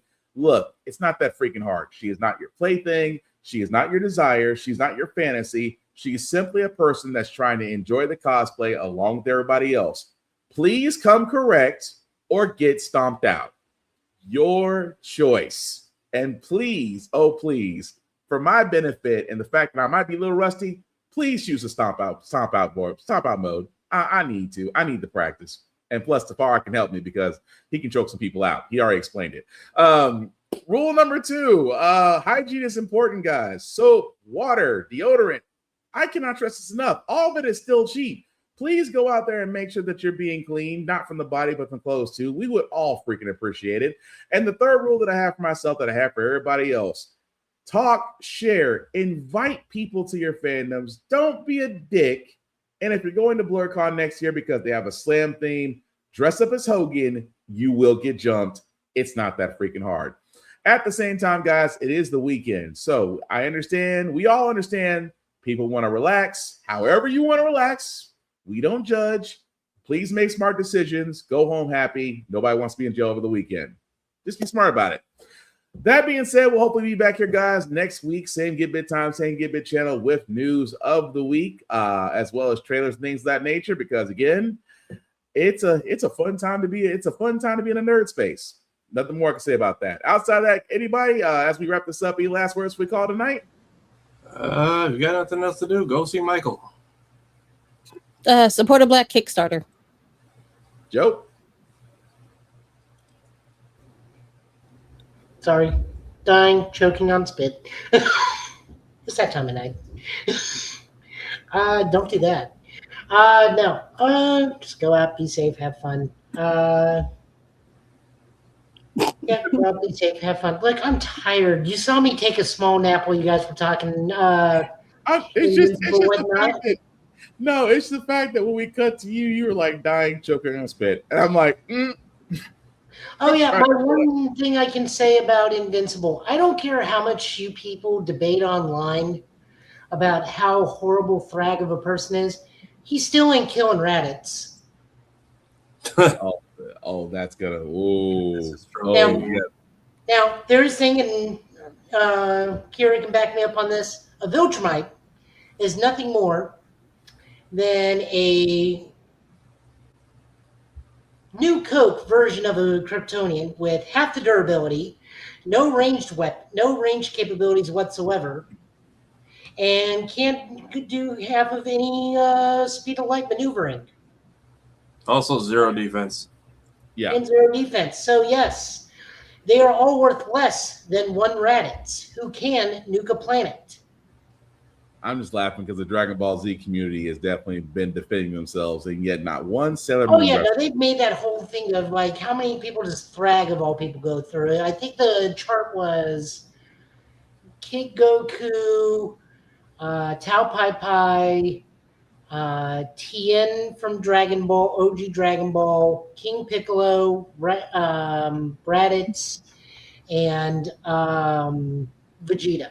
And like, I'll give you the first two. I will. I'll give you the first two. Tien probably you'll have problems with Tien. You'll probably evenly match with Demon King Piccolo. But no, once it gets to Z stuff, none of the Viltrumites are going against anybody that can blow up a planet. Especially when they're just diet Kryptonians. Hell, Daxamites can take those guys out. And they're poisoned by lead. And this is why the Dragon Ball community, that's what I said, and not one Sailor Moon reference. But anyway, Sailor Moon could wipe out everything. What are you? But that's what I'm saying. That's what I'm saying. That would have killed. That would have nuked the entire argument. But that won't leave that alone. But it was Viltrumites versus Saiyans. I'm like, they have half the durability and no range abilities. Oh, we agree. But you're speaking to intelligent people. You're speaking to intelligent people versus fanboys. Just saying. But that being said, I've been Spartan. He's been Joe. She's been Kira. He's been Safari TV. This has been the Give It Podcast, guys. Thank you all for watching. Please, as I completely fluffed this outro, please take care of yourselves and each other. And I promise we'll get through this. Have a good evening, guys. Live long and prosper. We are out. Peace.